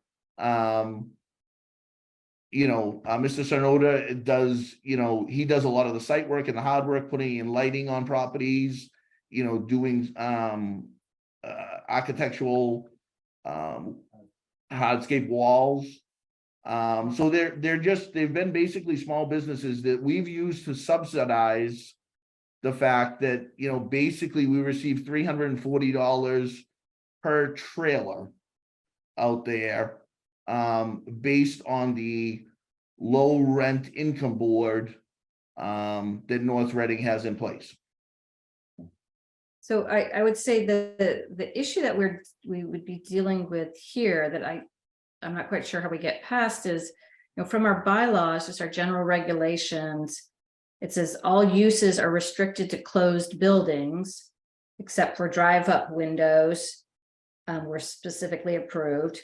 And outdoor storage of materials and supplies is prohibited unless specifically approved. So just from a general standpoint of our bylaws, what you're proposing is not allowed. I know it has been occurring for a long time on Main Street. And I know Commissioner Noel has been working very hard to try to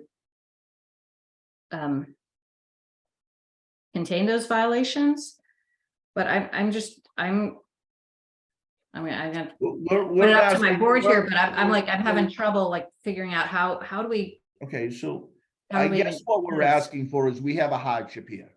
The fire department has absolutely stated that it is beyond safety matters without this egress that the people will be able to continue to live in this facility.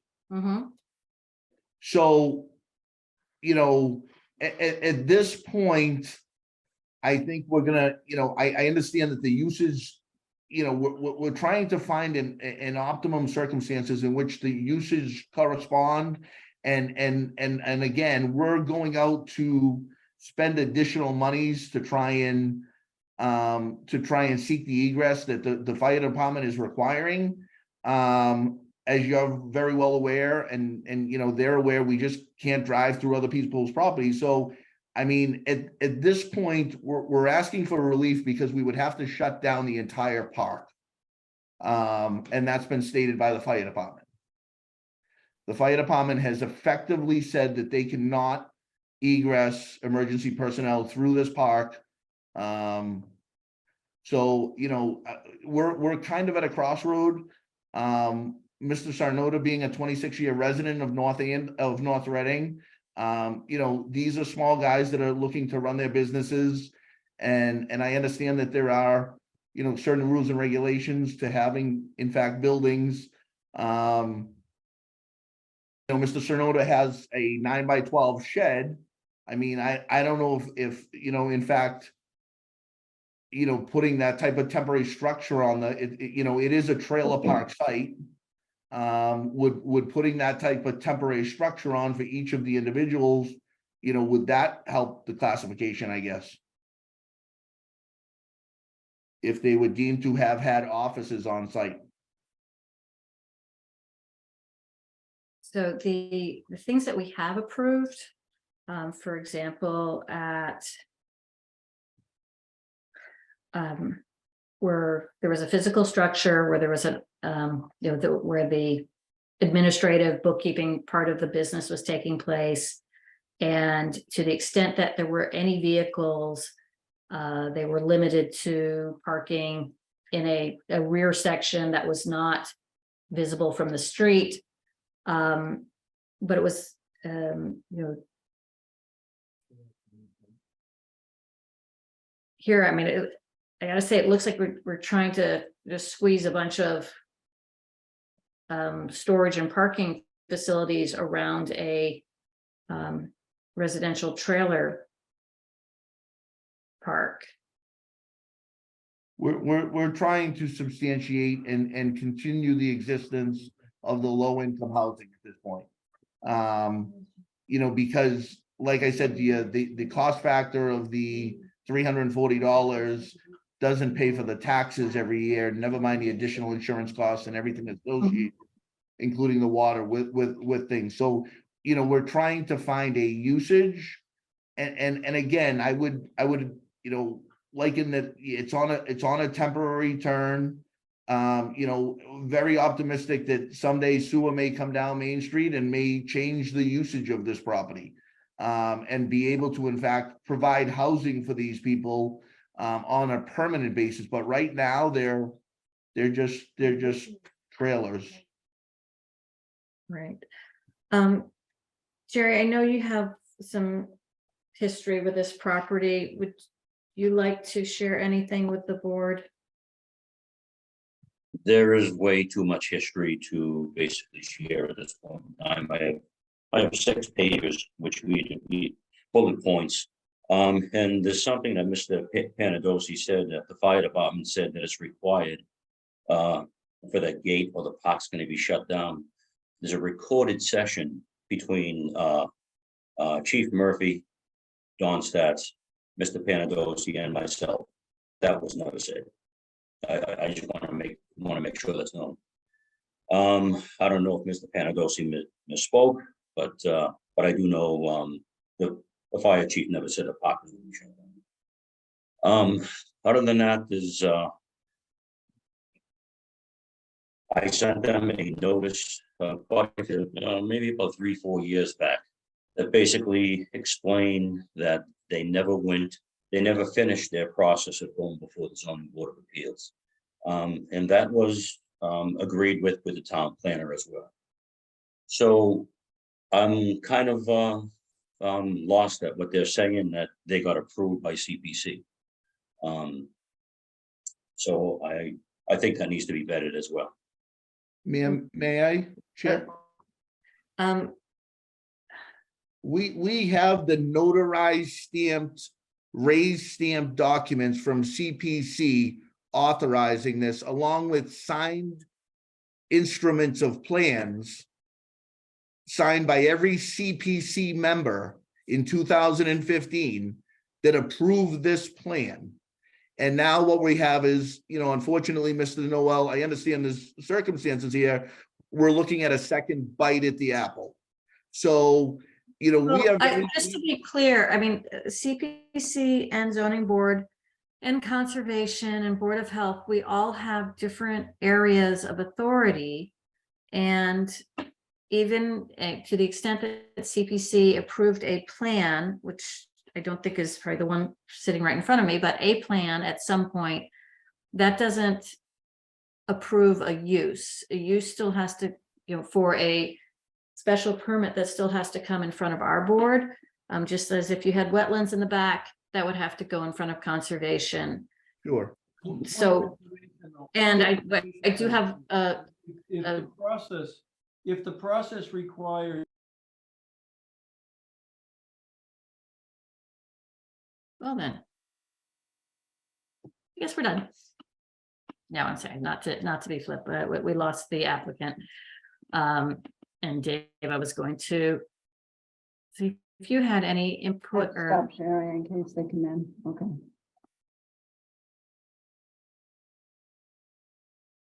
And then board jump on in here. I don't want to monopolize this. Yeah, Madam Chair, this is predates my terms. It's 2015 is what he's referring to, but I'll obviously look into it. Jerry, I'm sure, so already looked into it, so I defer to Jerry, but I will do the same, tomorrow and understand also the low income aspect to it, because that's of interest to us, and understanding that a little bit better, which might have zero context into what you're deciding right now, but I'm just interested in that. I didn't know that about back there, so it's an interesting. So they Just did. for the record, Madam Chair, I've had two people, one of which I did get their name, the other one I don't remember if I got their name or not. But they had told me that the property was for sale and they were going to purchase it. And the gentleman also told me that that everything was approved on the property. And I explained to the owner that not everything was approved. The trailer parks are. And he said, well, what about the landscape business and the stone cutting? I said, I really can't comment on that because at this point in time, I do have excuse me, I do have an order on cease and desist until they go for a special permit. One of them is not an allowed use. Yeah. In terms of hardship, and we'll revisit this with the applicant if they come back. If not, we're just going to continue this. I know this is late. This is later than any of us. It's late. Let me just leave it with that. But they did sell the gas station last June for $1.25 million. And if that created a access hardship, that was their creation. I am concerned about the use, as you have heard, and to be consistent with use special permits that we're granting along Main Street. So my personal opinion, I don't want to see these properties along Main Street just being parking lots for commercial equipment. So I'm confused. Maybe someone followed that better than I did. So he's saying when they subdivided these lots, they forgot to grant an easement for access, and now they're trying to figure out how to gain access to the trailers. Did I hear that correctly? From looking at, I think that is correct. It looks like there is real access on the left-hand side of the property. If you're looking at the plan, okay, and there in a small 11-foot wide access along the other side. Jerry, I wasn't part of any of the discussions with fire department, but I'm guessing the 11 feet is not wide, is probably not adequate for them to bring a truck through. They could bring a truck through there. All the fire department requested was that no cars be parked in front of the gate. That is on the right side of the fire of the gas station, and that there's a lockbox to be able to access to get at that lock in.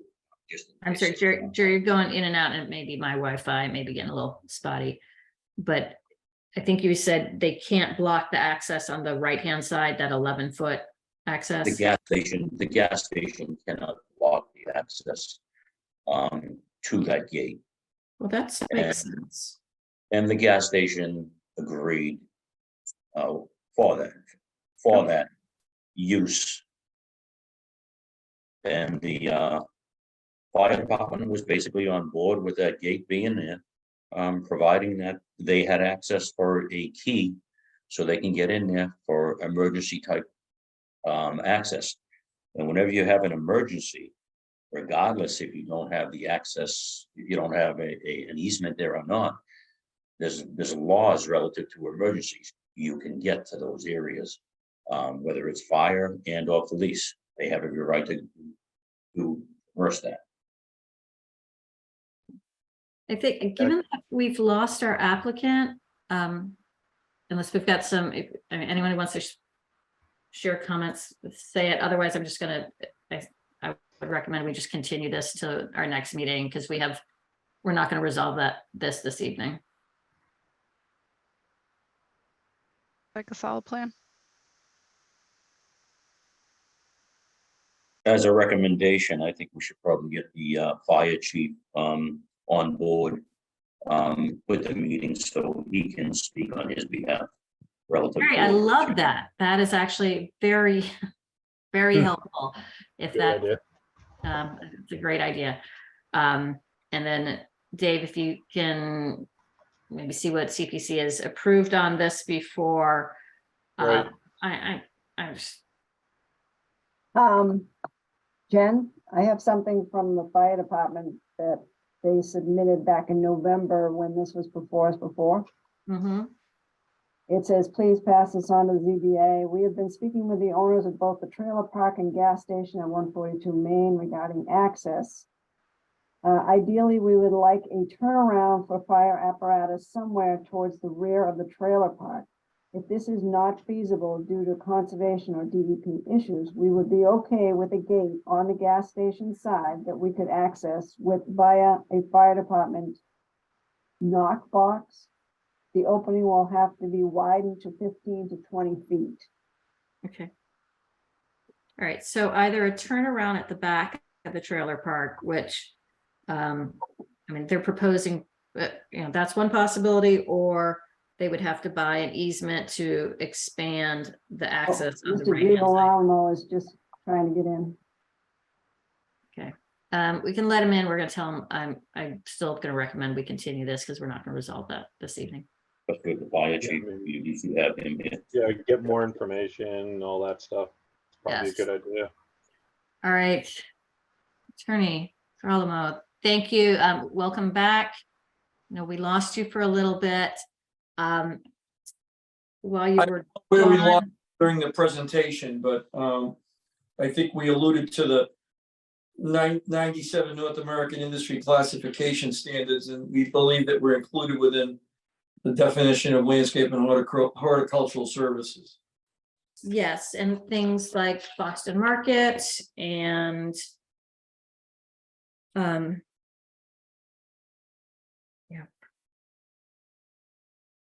Moynihan, I mean, that it's from my perspective, I will say, as just one member of this board, it's not simply for outdoor parking of landscaping vehicles, but for landscaping businesses. Kathy just read into the record while you were gone, the letter from the fire department in connection with the prior hearing about saying they wanted access, either a turnaround at the end towards the back of the trailer park, or a wider access with a locked gate to the right-hand side of the property.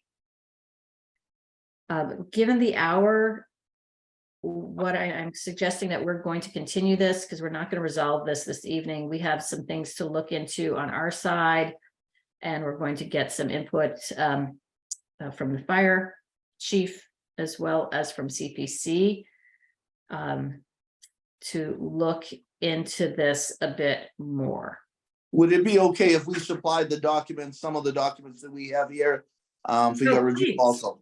Absolutely, that would be helpful. We would like. And I'm gonna reach out to the fire chief again to clarify, exactly what was said and what our circumstances are. And then I think it's also probably beneficial to probably have the residents chime in on the next meeting, obviously, because, at this point, it's a vital, critical decision.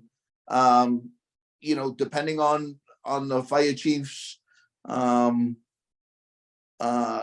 I guess. So we'll follow back up with him. Great. So our next meeting is, Kathy, remind me what did we say? It is June 8th. So if you would like to request an extension, a continuance, excuse me, until June 8th, we will revisit. We will come back with more information that you supply and anything else we get from the fire chief, etc. on this on the 8th. Would that be acceptable? Yes, we would request that you put this matter over to your June 8th meeting, Madam Chair. Wonderful. Thank you. I know this has been a long meeting. Thank you for waiting. And we will put this towards the front of the agenda for next time, and we can start fresh. Thank you. Thank you, ma'am. We really appreciate it. Absolutely. Thank you. Thank you. Have a nice evening. Nice evening. Good night. Good night. Before we leave, I just want to make a motion to approve our minutes from last time. Do you have a second? Second, Bob Green. Thank you. All in favor, Bob? Bob Green, aye. Thank you. Who's open? Brendan, would you? Brendan Riley, aye. And Michelle, thank you. Sorry, John, you can go. John, oh, there you are. Yeah, it was like whoever takes off, who's ever off mute. Thank you. We need a motion wanna to make a- continue to one for 180 North. Yeah, 180 North withdrew, correct? yes, Do we have to recognize the withdrawal because it was continued until tonight? Yes, we do need to approve their withdrawal. Would you like to make a motion to approve their withdrawal?